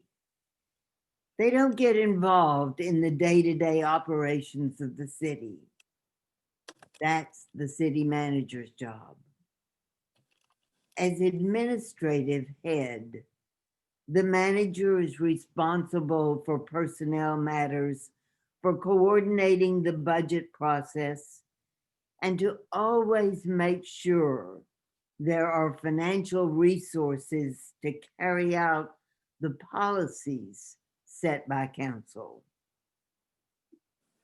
If you think of service on city council as voluntarism, then the question follows, do I want a volunteer administering such weighty administrative duties and a $136.5 million budget? That is what I would like for you to think about. And I thank you. All right. Thank you very much. I have a 2-minute video that I would like to show you. And again, I'm concerned about that as well. And this video will certainly give you some insight that how the city council is run. In fact, we have what you call a council manager form of government versus Houston has a mayor council form of government. Totally two different forms of government. The mayor of Houston runs Houston. In fact, he has more clout and power than his council does. And we don't have that kind of government. We have a council. There are 7 people on that council. The mayor has 1 vote like everybody else. And so it's a council manager form of government, and which is really the greatest kind of form of government. If you look at the ICMA, that's the International City and County Management Association, which is about 100 years old, the council manager form of government, it prohibits you from less corruption in the government. It gives the people a voice in the government. It's less expensive, and as it relates to your payroll and all of that. And Missouri City has run very well these last, I guess, 30, 40 years since I've been here. And so I'm certainly and not for changing our form of government. Let Houston be Houston and Missouri City be Missouri City. We don't need that form of government. We have a great form of government, again, that has run the city, has done well. And again, that structure, as it relates to the council manager form of government, is helpful to keep down corruption. If you look at the percentage, you will see that it's much higher percentage of this form of government getting into corruption, being controlled by people and all of that. And so if that's coming up on the ballot, I certainly hope you vote no for that and remain what we have. And so again, I want you to just see this 2-minute video. Can you flow this video for us right quick here?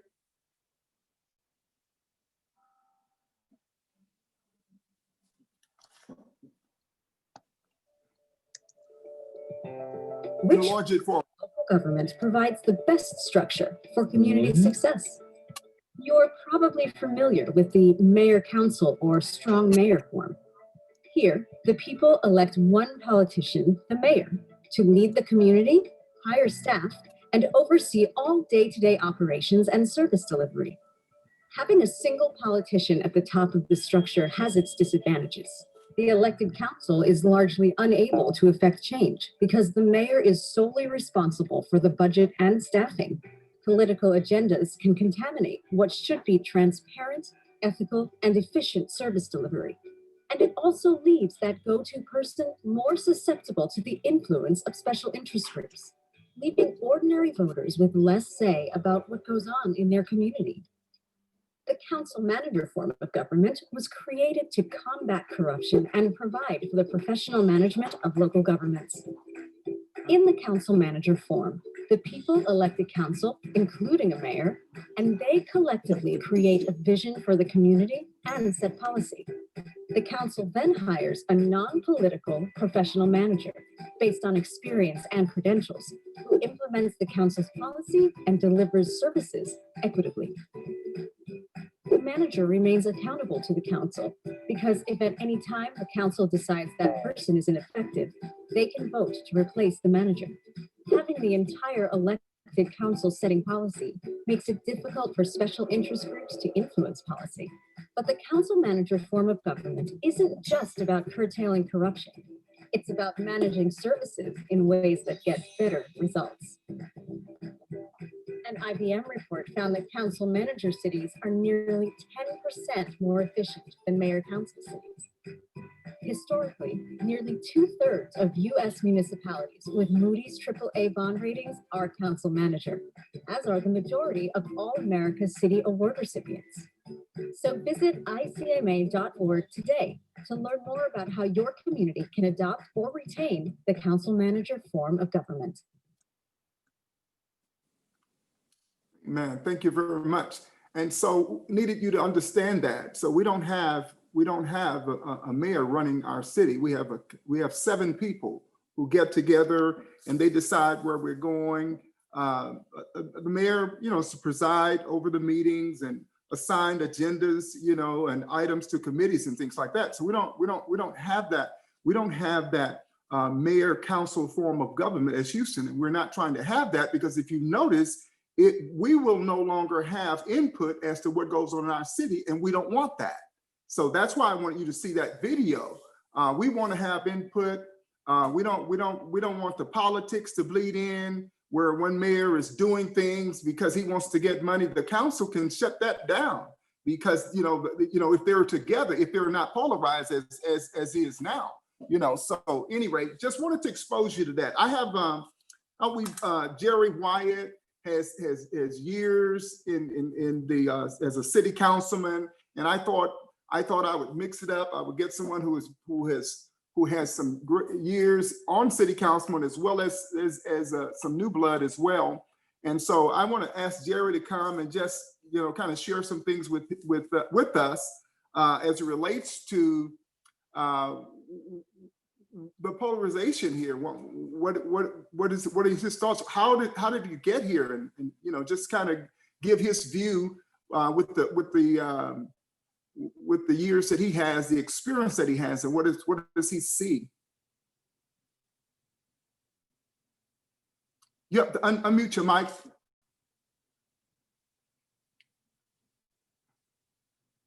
Unmute your mic. Unmute your mic. Your mic is muted. Your mic is muted, Jerry. We can't hear you. We can't hear you. All right. Can you hear me now? Yes, sir. Well, I would like to thank everybody for putting this on, and the pastors and all the other speakers that have spoken before me. I would like to try to make my comments positive in the sense that we are one community. I was first elected in 1981. In 1981, Missouri City population was made up of about 11% Black. One of the reasons that I moved to Missouri City because I did not want to live in Houston. I wanted to live in a city that was up and coming, in a city where people could be involved, in a city where you could see that the diversity was ever changing. One of the things that really concerns me at this time is particularly when we have a council that seems to be so separated, and having been through that involvement myself, knowing that whatever I did, I only had one vote. And in addition to that one vote was influence. And it became my ability to influence by getting along with other council members in order to get things done. The other thing is very important that you have some community participation. People should not hear from that council person only during the election. There are meetings, there are grand openings, there's economic development activities, there's meeting with developers, builders, HOAs, and involvement in the city where you can be seen, recognized, and heard. But more important, that you get feedback from the citizens as to what their ideas are the things that they would like to see. We don't have that today. What we have is a 3-4 situation. 3 voting for something or against something, or vice versa. That dynamic really needs to change because it doesn't change the best interests of all the citizens of Missouri City. The other thing that I'm concerned about is I hear the people use this word transparency. To me, if it's not truthful, it's not transparent. It's just something being said or something being done. And right now, that it does appear that moving to this subject of transparency does not involve everything that's being done. And it's more being used more like an expression, or a nice thing to do. I encourage our citizens during this election to find out what's going on and find out for yourself. Talk to these candidates, call these candidates up, find out what their platform is. We have people on council who's been there 13 years or longer. What have they done? And if you say to yourself, if I can't think of anything that you've done, why should I vote for you? Why should you keep telling me that you're going to do all of these things, such as every election cycle is Texas Parkway? We heard some good information tonight about Texas Parkway and what the city has been trying to do with that. But every year, so let's not get caught up on these emotional things, and let's look for the factual things and the things that can really happen that can be done. Yes, sir. The Jubilee was mentioned tonight.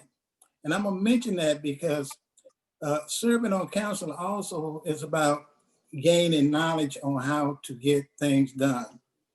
The apartments right outside of Christian Bible Church was an idea that came from me, that I went to the pastor and I discussed it with the pastor. But the very next thing that I did was I called Councilman Don Smith, because that church exists in that councilman district, and got his buy-in, and then went to the council and got the council's buy-in and participation in order to make that project work. You see, Jerry White couldn't do that project by himself or make it happen by himself. It required the help of those other council members. And that's what we don't have today in Missouri City. And I'm just using that one example. Liberty Ridge Subdivision, that's another project that I worked on. But I went to that district council person. Well, I'll be honest with you. When I suggested that council person for that one and discount time, both property owners said they didn't want to deal with that person. And that's pretty heartbreaking, but I still went and talked to the other council members in order to help those projects come to benefit Missouri City. One thing that I used to say all the time, and some people know that, serving was never about me. And serving never really should be about any one individual, right, wrong, wrongs. It should be about the citizens. That's the only reason that people should serve.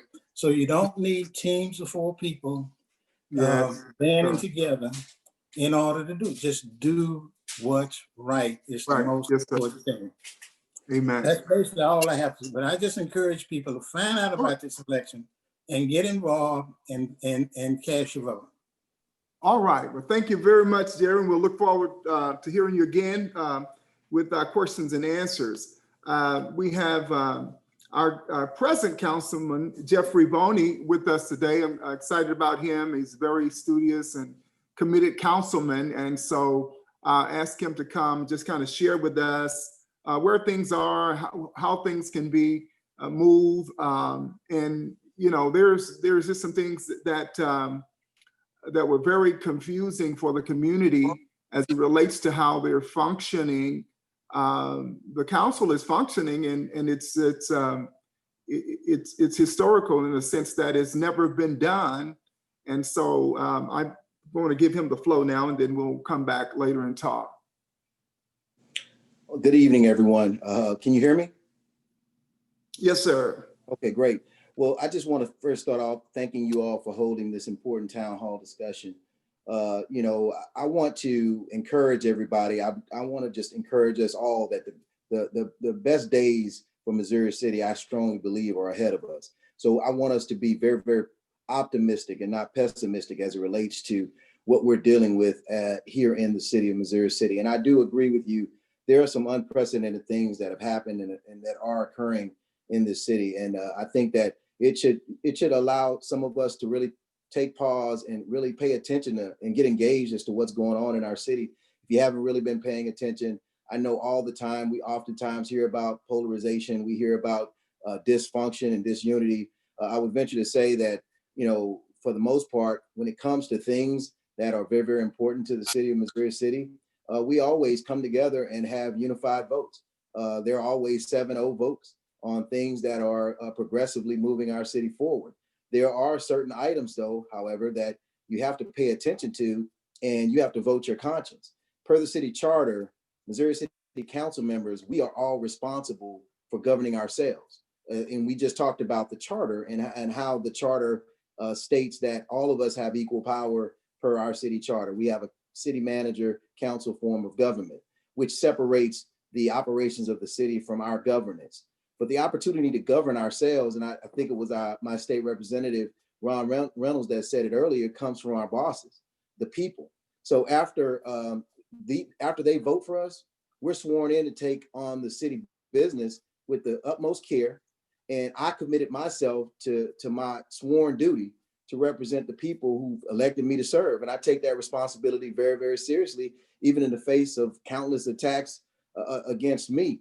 You know, but I've yet to ever say anything publicly in a negative sense to talk about any of my colleagues. But I will say, you know, it's hard to move forward. Every year we have what's called a council retreat. And we come together so that we can come together, talk about our strategic plans and our priorities as a council. And of course, me as a district representative, I'm going to do what's in the best interest of my district. But since being elected, and this is very, very difficult to share because, you know, and it's hurtful because since being elected to their respective offices, the current mayor and the 2 at-large council members have yet to reach out to me one time, respond to me one time to discuss my district or any of the concerns and issues that have been expressed to me directly from my constituents. That's problematic for me. But it's not surprising considering the actions that have been displayed since I became a member of council and the fact that they openly campaigned against me. You have to ask yourself why. But as General George S. Patton once said, if everybody is thinking alike, somebody isn't thinking. And I can respect differences of opinion, points of view, but our disagreements don't have to be uncivil. They don't have to be full of defamation, attacks, or untruths. You'll never look any better by trying to make somebody else look worse. We reward sometimes bad behavior by simply tolerating it. And I refuse to tolerate bad behavior, bad decisions, and lack of preparation. Missouri City does not deserve the type of leadership that we currently see in Washington, D.C., which is one of the reasons why I chose to run as a public servant. And we got to stand up against that type of leadership at every level of government, especially here in Missouri City, regardless of our race, regardless of our gender, or regardless of our political affiliation. Every government failure in history has been based on the failure of leadership. And there's a difference between having a desire to do something right and having the courage to do it. And I'm unrelenting when it comes to standing up for what's right. I'll not sacrifice what's right, ethical, and noble to gain anybody's support. And if I have to choose between somebody's personalized, selfish agenda and what's right, that's the easiest choice for me to make. And I've never publicly attacked any of my colleagues, although that hasn't been the same case for me. It's unprecedented what's been happening in this city. And it isn't because people like myself have not been doing a good job or an effective job, because I've advocated for my constituents. It's because I believe that sometimes when you do things in decency and in order, you come prepared, you're transparent, you're ethical. Sometimes when people have personal agendas, that can sometimes keep the division or the perceived division going. And so I'm hopeful that we can move past that, because there's a lot of decisions that have been made for this city that I don't believe has been good for the city of Missouri City. And I'm hoping that we can continue to move forward and hopefully come together on one accord to accomplish some of the things that we said as a council in a retreat that we were going to do. And we haven't focused on any of those initiatives collectively together. And just like Jerry Wyatt said, when he was working on some initiatives as an at-large council member, he reached out to that district representative. I hope to be afforded that same respect. Amen. Thank you very much, Jeffrey, for those comments. Let me say, for those of you who don't know, I heard Jeffrey said he's never come against any of his colleagues, and I understand that. I also know that I want to say that this is Matthew 18. Matthew 18 teaches us how to handle people who have done wrong. I call the mayor coupled with two other councilmen who dismissed the city manager with improper allegations. I called them, had a meeting with them at my church with other pastors, and I confronted them. I confronted them just like they asked me to vote for them. And I said, what you did was wrong and you need to recant. You need to recant that, because every allegation you brought against him, 3 or 4, the city council people that night had documentation that's not true, that's not true, and that's not true. And you still took this man's job. And I didn't agree with that. And we helped you get in office, and I didn't appreciate that, and I confronted them. Now, this also, that was done publicly, and it demands to be told publicly. Now, and again, I don't have, as they say, I mean, I don't have any, Anthony is just as friend of mine as anybody, as Yolanda, anybody. But when you get corrupt, then I'm going to bring it out. We're going to bring out as preachers and as believers. That's what we're supposed to do. And I'm going to end my comments with that, and we'll go into questions. But I really would like to ask this one question, my question to Jeffrey here. Why I've sat in the council meetings. I said in the council meetings. I tell you what, I'm sorry. I just noticed on the schedule, we do have one other guy before questions. I thought we were going to open up for questions, but let the last gentleman comment, then I'll bring my question back. Thank you so much, Mr. President. Thank you, Councilman and former Councilman. Thank you for the information that you've shared. Next, we have our last panel host for the last 10 minutes. Then we are going to answer your questions. We have been receiving your questions, and we are ready to answer them after this last panel dealing with understanding policing in 2020. Our panel host is Pastor Cy Allen. He's pastor of New Direction Community of Love Church. And so I'll turn it over to him now. Please send your questions in so that we may answer them. Pastor Cy. Thank you, Dr. Hayes. Indeed, I'm glad to be here today. And I'm looking forward to the presentation of information that is coming forth. I too am a member, a part of this community, Missouri City. Been here 32 years, and one of the reasons I came here was because it was a safe area, safe communities and so forth, very vibrant communities. And so we know that to have a vibrant community, you also need to have a safe community. And to have safe community, you have to have those who are in law enforcement who are willing to do the right thing, working in conjunction with the people of the community to develop partnerships. And so it is definitely my pleasure to welcome Brian Middleton, the district attorney for Fort Bend County, to the Missouri City Virtual Town Hall meeting today, as sponsored by Fort Bend Pastors Association. We are delighted in having him join in with us to share information on policing 2020 and safety and other matters that he may feel is important to discuss. But we have to have that partnership with law enforcement in Fort Bend County, Missouri City, and areas of community at large. His office is doing a great job in the pursuit of justice while utilizing best practices. One thing I can say is I like the idea that he also was an alumni of University of Houston, and then he was over there at Thurgood Marshall, where he graduated and finished law school, I should say. And he also began to practice as a licensed lawyer in 1997. And so indeed, on that note, I want to welcome Brian Middleton. He has 10 minutes to come forth. And so I say, welcome, sir. And I'm turning it over to you. Thank you, Pastor. It is indeed an honor to participate in this town hall. What I would like to say is that we're very fortunate in Fort Bend County. We don't have some of the problems that we observe in larger jurisdictions and larger communities because we have smaller police departments. Smaller police departments means that there's less potential for things to be covered up, less opportunity for corruption because there's more supervision, more observation.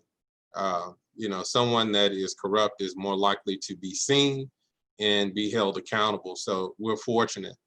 Another thing that we have in Fort Bend County, most of our agencies, police agencies, are accredited. So they've already had an incentive to use best practices because they want to maintain that accreditation.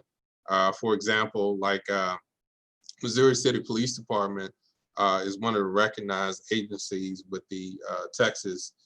I want to make sure I say the agency's name correctly, but with the Texas Chiefs Association, and they have to have a certain number of best practices utilized to achieve that recognition, and Missouri City Police Department does hold that recognition. And so it's things like that, smaller police departments, greater community accreditations that have helped us, and why we have not had a George Floyd incident in Fort Bend County. That's not to say it will never happen, but so far I'm not aware of any incident where an African-American male was shot and was unarmed. So I think we can expect that not to happen, especially now since we've all learned from the George Floyd incident.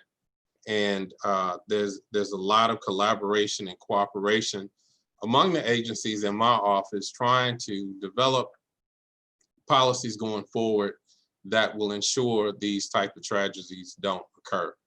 My office has started a Citizens Academy, the purpose of which is to educate people on the use of force, and also for them to get a perspective of what a police officer goes through on a daily basis. And so for our initial class, we had a lecture on use of force, followed by use of a shoot or don't shoot simulator. And so they were educated on what the law is, and then were put into a simulator so they can see the life or death decisions and the speed in which police officers must act. And so what we're trying to do, and another thing we had a restorative justice circle immediately after the George Floyd incident, where I invited some youth community leaders to come in and talk with Stafford Police Chief and the Katy Police Chief, and to have a discussion, a candid discussion about George Floyd incident. I think it was really productive. I've maintained relationships with those youth leaders, and they have gone out and they have shared that message over and over again. And so in moving forward, we have to reestablish trust in our community, between law enforcement and our communities. There's responsibility that's to be borne on both sides.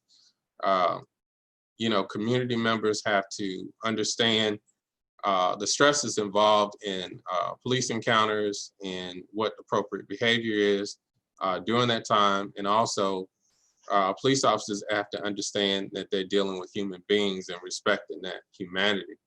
And so in going forward, we have to increase understanding on both sides. So there's greater tolerance, greater cooperation.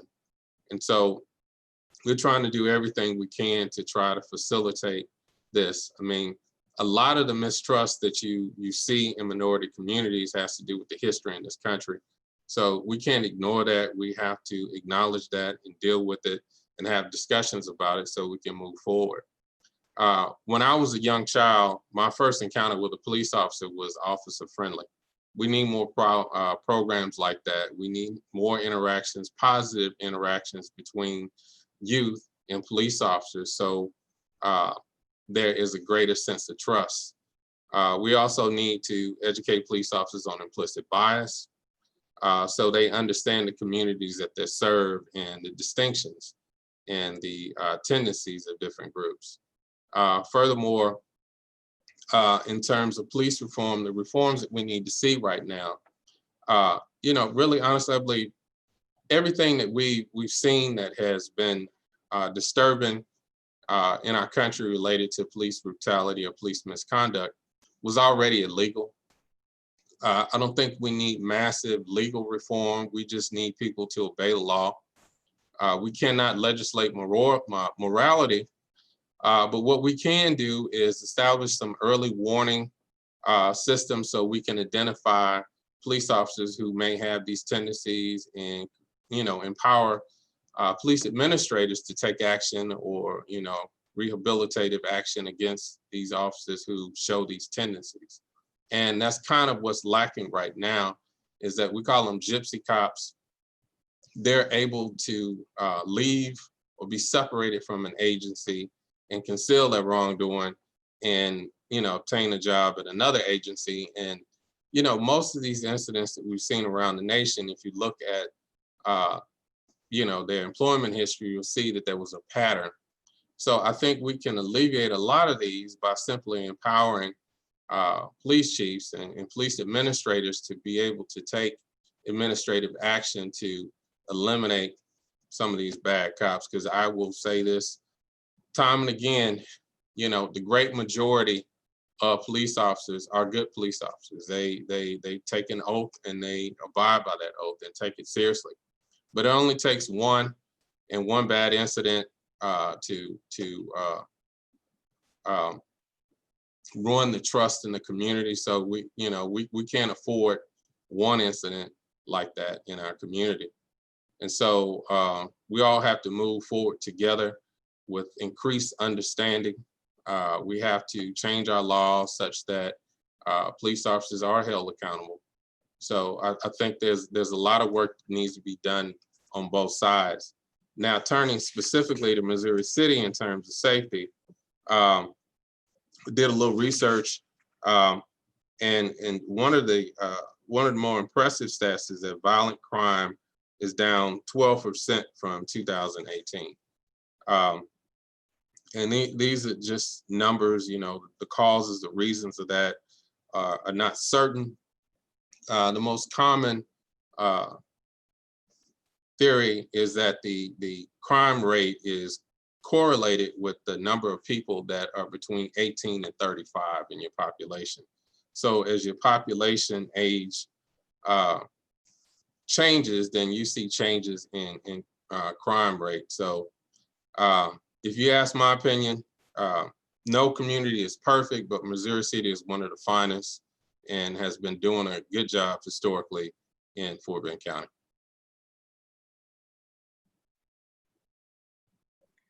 Thank you, District Attorney Middleton.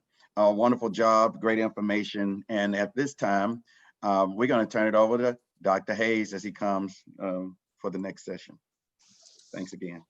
Thank you. All right. Thank you so much, Mr. DA. Fantastic information. We certainly appreciate each one of the panelists, each one of the panel hosts.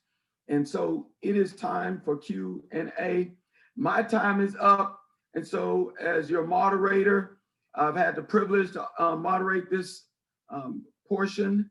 Time is flying. And so I'm going to turn it over to my colleague, the lead pastor of River Point, Missouri City, Pastor Nathan Bryant. He will be conducting Q&A. Pastor Bryant. Thank you, Pastor Hayes. It's been a great evening so far, and I just want to echo the thoughts of all the other pastors and say thank you so much to all of our contributors tonight, everybody that's presented. You guys know so much more about every single one of your areas than any of us, which is why you're on here. You're experts, and we're so thankful for your perspective and your insight into this.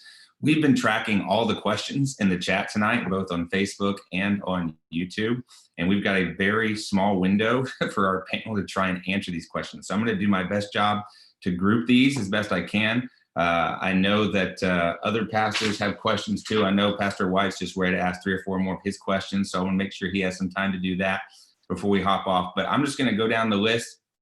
Several of them say this: if I don't ask the question, it's probably because it's been answered already in the chat. So if you asked a question in the chat, I know some of our folks answered questions there. So look there. Specifically, we answered questions about the voting questions earlier in the evening, about how you can mail in your voting, your ballots and things like that. So check the chat, look for the answers there.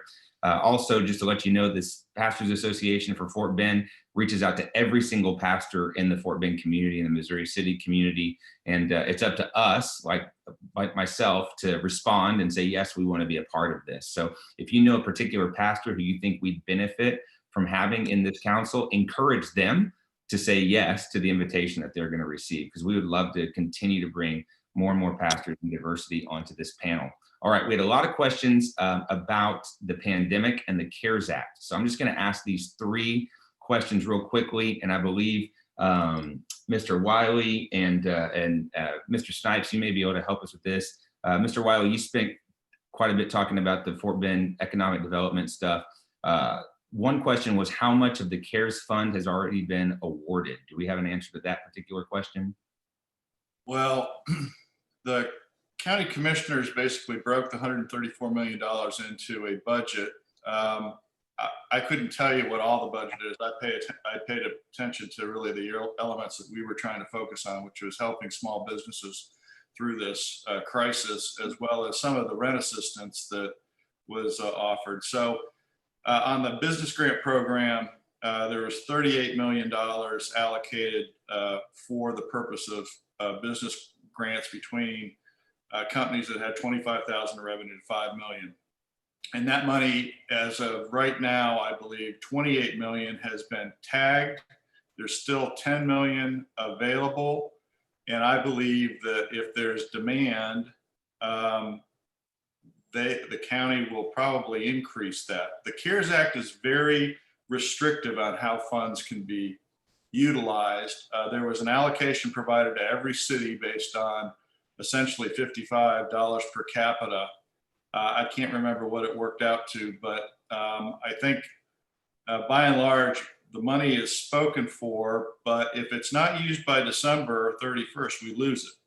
So as time goes on and as those dollars that were allocated can't find a purpose that's useful in terms of spending. And let me just say this, county's got to be very concerned about that, because if they give out money and it doesn't qualify under the CARES Act, they're on the hook for it. And so there's an audit process that goes through this process for every business grant and for every rent assistance grant that's provided, to make sure that they qualify under the programs that have been set out and approved by Commissioner's Court. So I don't know if that answers it, but No, that's great. One of the other questions was, is there a date on the window, like when that will close, or is it just when all the money's been given out? Is there? well, the CARES Act money has to be spent by the end of the year. Okay. And so Amen. Hallelujah. the money, once the money runs out, it's running out. But if they have more applications and requests beyond what's been provided, we'll go back to Commissioner's Court and ask them if there is any additional funding that can be used to allocate to these programs. That's great. Mr. Snipes, I think you'd probably be best to answer some of these questions they asked. I know you're no longer the city manager, and we've talked about that quite a bit, but you have the insight to answer some of these questions. When a municipality like Missouri City is considering economic growth, one of the folks who's been tuning in asked, where do we consider environmental sustainability in that? So they mentioned, you know, we could develop every single square foot of Missouri City and it would turn into, I think they quoted like, you know, it looked like the New Jersey Turnpike. But I know that the city has plans for that. Can you just tell us a little bit about what goes into considering what's being developed and how we consider the environment in that? What I would say is through our developmental process, I think in the end, when projects are submitted, we have an internal process, a development review to make sure that, you know, sustainability is factored in, but ultimately that it's consistent with the zoning of that property, to make sure that, you know, we have a number of zoning requirements that the buildings are built in a certain way. And I know the legislature most recently hampered our ability to be a little more tougher than we've been in the past. But ultimately, our development process and our codes allow us not to be too overbuilt, but to factor all those things to make sure we have a comprehensive build out related to our city. And I think you had asked a question earlier about the process. I would encourage our citizens to go to their city commissioners, county commissioners, as well as the mayor. They can provide, I know the city is in the process of finalizing their project list and has a survey out to the citizens to look at where they, how those funds can be utilized. But our resources are the elected officials, and they can make sure that they provide the information to the citizens so that they can utilize and access that information accordingly. No, I knew that there was a factor in there, and I appreciate you kind of explaining that. One of the questions they had, and Mr. Snipes, you may be able to answer this as well, or Councilman Boney, you may be able to. One of the questions was, can we address the issue of getting, but this is just a question, don't kill the messenger here, but a quality grocery store, for instance, something like the H-E-B's that we see on Highway 6, or the Kroger signature stores that we see specifically in the East Missouri or Fort Bend, Houston communities. Has that been an issue in the past? It has always been. I'll defer to my former boss, Councilmember Bonner, but let me just say, the Economic Development Director and myself met with Kroger executives and a number of developers related to H-E-B, Kroger on numerous occasions. What the citizens have to understand is whether it's a Starbucks, H-E-B, Kroger, they look at a number of variables. They look at what stores are in proximity to your city. What is the traffic count? The traffic count on Texas Parkway is nowhere close to the traffic count on 98 or 59, et cetera. So they look at rooftops. So their response is that at this time, it was not feasible for a location of a Kroger, H-E-B. We looked at a number of others as well. We even went to the top of one of the executives with Starbucks and gave them a tour of Texas Parkway, Cartwright to say, could we have a Starbucks? Their immediate response was no, that the location that they were looking at was in and around Beltway 8. Because of the morning traffic. That's where they make their money. So I want the citizens to know it wasn't because of lack of effort, but as we get more rooftops, as we get an increase in traffic, the traffic count, H-E-B and Kroger may reconsider and come to those areas that we're talking about. Yeah, and I just want to reiterate that, you know, when we talk about quality grocery stores. We actually in the area, because I've lived in that area since 2000, and we do have 2 grocery stores, unlike many other areas that are clamoring for grocery stores. We have a Foodorama, we have a Fiesta, whereas there are some areas that are suffering from true food deserts. So we're fortunate to have those. Now, what we need to do as citizens is we have to hold those, because you're a customer and you're an individual that frequents and patronizes them. They deserve to provide you quality service. So you need to inform the managers and let those managers know that if they're providing subpar service, let them know, because you're their customer, and you have to let them know that they need to up their standards, and they need to provide you more quality service, quality products, if you don't like what you see. But as far as I want to echo what Anthony Snipes just mentioned, that it's not for a lack of effort. I mean, we're out here talking to these developers, talking to these owners, these CEOs, these decision makers, and they have hard data that they look at whereby they make their determinations and their decisions. So we're pleading with them and letting them know that we want them in our area, that this is the best area for them to be. But at the end of the day, it's going to be their investment and their decision. And I'm happy to see a lot of the investment that has been taking place on Texas Parkway with the Discount Tire and various other businesses that have come into the area. But the best is yet to come. Like I said, we just need to collaboratively work together and develop these types of partnerships and relationships so that they see the value of moving in all parts of Missouri City. Thank you very much. That's very insightful. We had a couple questions about the city's finances. And again, Councilman, you may be able to talk about this, or Mr. Snipes, you may be able to. One of the questions specifically was about long and short-term debt rating.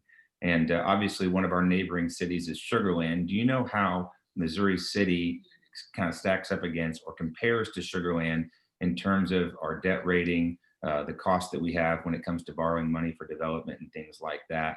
And the other question regarding the finances specifically relates to, I believe there was a recent audit that was conducted. I know there's some politics at play in this, but can you tell us just a little bit more about what was discovered through that and what may have been discovered the previous audit, and just kind of where the city stands financially? I'll answer the question related to the debt and defer any discussions related to the most recent audit, because I left prior to, but I think it was a clean audit. But the other audits, I can have Councilmember Boney to address those. When we look at fiscal responsibility for the city of Missouri City, Sugar Land's a AAA city, and they have the benefit of a $25+ million mall that brings additional revenue that allows them to do some things that at this point Missouri City has not been able to do. But we have continuously built a good infrastructure. We have I think the second highest debt rating, which is a AA, I think 2, the AA 1 or 2, which is right next to AAA. So from a debt borrowing standpoint, it's one of the top ratings that's out there. I think as we start reducing debt, as we look at other areas that we've been strengthening, there may be many years from now the opportunity to be AAA. But at this point, we have one of the top debt ratings that's out there that's possible through Moody's. I'm sorry. And I guess I'll just add that also council passed that our fund balance will be, our policy is 20 to 30%. Based on the hard work of the elected officials. That rating has been exceeded, I think about 34% when I left, and I think it's increased beyond that. And I think that's based on the fiscal stewardship of the elected body and city administration to place our city in the best way we can moving forward. And just to follow up quickly on the audit front, it's annual. It's per state law. We have to have an annual audit. And so Weaver Tidwell provided us with our most recent audit. Of course, looking at our overall financial condition and effectiveness of the city's internal controls was not looked at. So, that was just a standard audit, just like every municipality in the United States of America does. And at that time, any council member or that has questions, concerns, doubts about the fiscal responsibility, or maybe there's some, if they feel like there's some unethical behavior, some lack of transparency, things going on, they can let the current auditor know. That which all of us had the ability to do. I know I responded to Weaver, let them know to look into key issues and key areas, which they did and responded back to. Another audit that was done was actually conducted by the former city manager on our municipal utility districts, and came back to show that there were some gaps. Many of those gaps had already been addressed. But of course, once they determined that there were some other gaps that, and when I say gaps, I'm just talking about areas of improvement.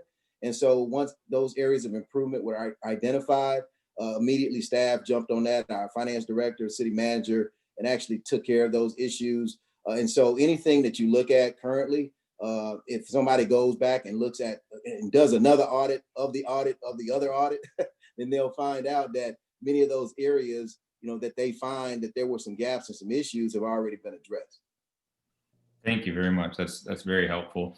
I know that there's some conversation. Okay, excuse me, moderator. I need to ask my questions before it get too late. Okay. All right. Now I'm concerned about this because whatever we do, if we don't handle the polarization in our government, we're not going anywhere. We're not going to do anything because they haven't done anything in the last 18 months. So we really need to focus in on it because we got voting that's coming up, and I don't want to see what I saw last time because it was really heartening for the community as well as myself, and a whole lot of waste of our times. Now, I want to know, Boney, Councilman Boney, if you can tell us why after the firing of Anthony, we had an assistant city manager. Why couldn't he preside until after the election, number one? Because there's no guarantee that city, if there's another mayor, there's no guarantee that mayor is going to be there, that he's going to be in that spot. Now, also, then why would, and I understand firing somebody, but I don't understand firing somebody illegally and wrongly, especially when you all said as a council and all 4 allegations that were brought against Anthony, you all stood up and said, that's not true. Here it is, documentation. But not only that, I've read it myself. So again, when you fire somebody wrongly like that, I have a real problem with council doing that. And I know this might be a little odd from where everybody else is going, but this has to be, if you will, that there needs to be some precedent set for people who are elected, that you're not going to just come and do anything without being accountable, especially when you're coming after our votes. Now, so my question is that why not let him finish his term out as a city manager and then let him go? That's if it were, well, first of all, number one, because why would you cost us over $250,000 when you could have just let his term go out and you're going to hire somebody else? We had an assistant city manager. Mr. President. Well, I guess to answer your question. If our time is running, and if you could quickly do that, because I know there are still a few more questions to be answered from the community. Councilman Boney, go ahead. Yeah, so to answer your question, of course, Anthony Snipes was under contract. And yes, he could have finished out his term, but the majority of council, 4 members of council, wanted to move in a different direction. And so therefore they terminated him. Of course, I was vehemently against that, but nonetheless, that was the decision that was made. I immediately decided, though, that we could not allow our city to run without leadership.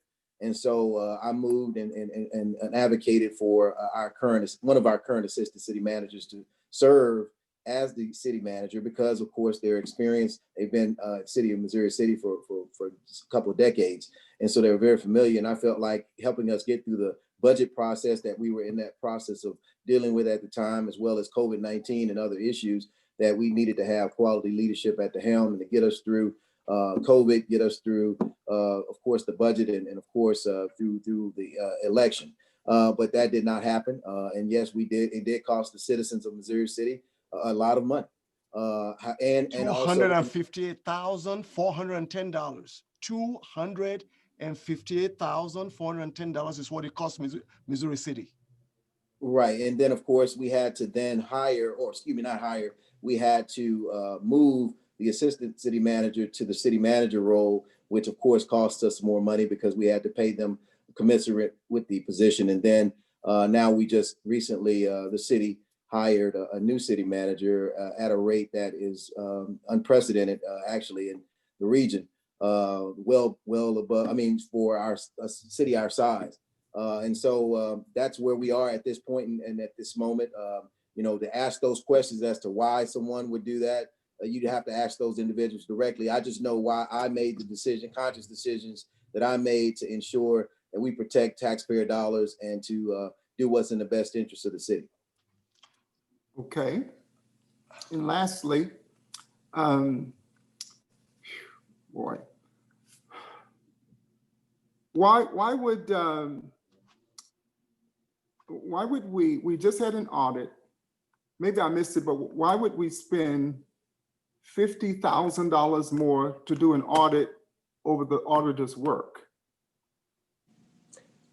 Again, the city is ran by the city manager, who was recently hired by the majority of council members. And that's another thing that you have to really pay attention to, the fact that maybe someone could correct me, but I don't know, in doing my research or in the history, I know in the history of Missouri City, there's never been a city manager that came in under a split vote, particularly a 4-3 vote.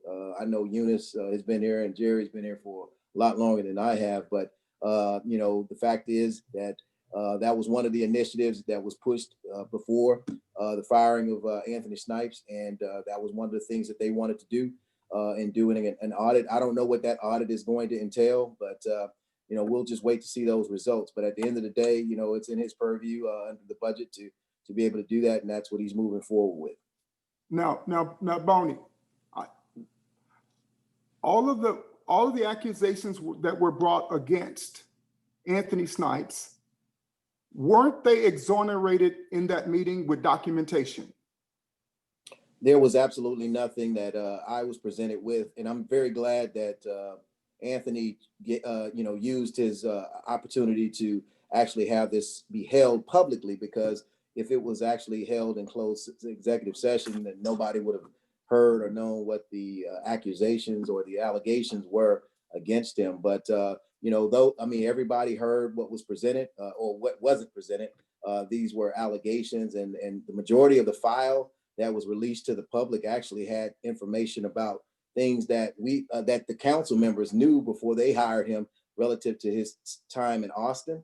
But in spite of all of those things, the individuals who fired him, which of course were the current mayor and one of the at-large members, they actually overlooked those things and hired him anyway. So I didn't understand why that was used as some sort of filler as far as his file and reasoning for firing was concerned. But I think that we need to steer clear of looking at the back history of individuals, because as it had been discussed, there was a lot of discussion about the current city manager. But whatever the case may be, we currently have this city manager, and looking to try to work together collaboratively again with him and the council members and the mayor in order to try to move this city forward. But as far as an audit, to do another audit and the allegations against Anthony, he's a stand-up gentleman, a man of integrity and character, and it was an honor to have him serve as the first, not only African-American city manager that we've had in Missouri City, Texas, but also, and I think that a lot of people will agree, the best city manager Missouri City ever had, period. Well, thank you so much, Councilman. As one of the moderators, we unfortunately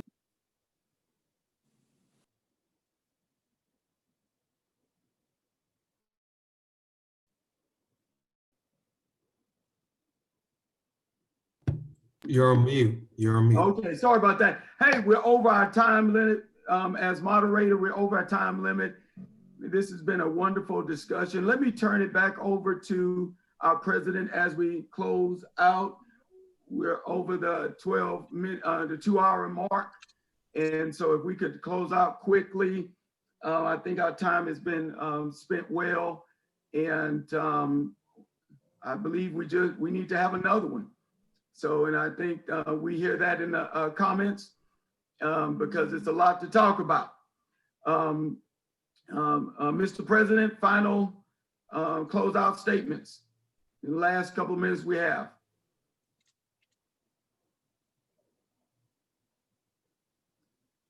All right, I can't hear who are listening in, looking and listening. I trust tonight that you've gathered some information, some truth, and I'm. They're not hearing me. Is my mic muted? Can you hear me? Can you hear me? Yes. Okay. Yes. All right. Well, I trust that you've gathered some information that will help you to intelligently make a decision when it comes down to voting. Of course, if from my assessment, and I'm a pastor with integrity, I don't have anything against any of them except when they do wrong, and that was totally wrong. It's taken our city in a negative direction. I live here. I've lived here for 30-some years. My church is here. I'm concerned about the community. I'm passionate about what's going on because I've never seen this. I saw it in Washington, D.C., the colluding, but it was happening right here in Missouri City, and I didn't appreciate it. Last, in closing, Proverbs 29:2 says this: when the righteous are in authority, when the righteous are in authority, the text says the people will rejoice. But when the wicked bears rule, the people will mourn. And there's a lot of mourning going on in Missouri City, a lot of mourning. And I'm saying to those of you who were on the call tonight, I pray that you will not again just vote for color. We don't need to vote for people who look like us but think like us. It's time out for that. And we have to get somebody who has the same heart and agenda, and not somebody who would do something crooked even to our own brother. She was the first historical Black mayor, and so was he. We're a laughing stock all over the nation when she did that, when they did that. So I'm just really upset about it, and you can see. And so for those of you who are running for position, I'm just saying this to you: if you do wrong, we're gonna confront you, because that's not how it ought to be. So I'm through with it. So I pray tonight that all the insight that was shared, that is gleaned, that you gleaned from it, your eyes have been opened to some things. And if I was to say, and I'm gonna say it publicly, Mayor Ford is not the mayor for this city. Thank you. I'm through. All right, thank you, Pastor O'Neill. If you could just close us out in prayer tonight. Thank you so much. Father, we thank you once again for another opportunity to gather and to reason among one another, to hear insight, information, oh God. And we ask that you'd use this information to help us to be wise and to make good decisions. We ask, oh God, that your perfect will be done, dear God, continuously. They continue to bless, oh God, the speakers, continue to bless this group, this Fort Bend Pastor Association. We try to lead the people, Father. We ask, oh God, you just bless, oh God, our efforts in Jesus' name. Amen and amen. This is Pastor Akin Bandele, VP FBPA. I want to thank all our moderators, our pastors, our presenters. We thank you all for being with us tonight. And the community on YouTube, we thank all of you for joining us tonight. We see that there's a lot of need in the community. And God willing, our president and our board, we will plan another town hall meeting real soon. Again, thanks to all of you, all our pastors, all our speakers, and also the community of Missouri City. We thank you. God bless you and good night.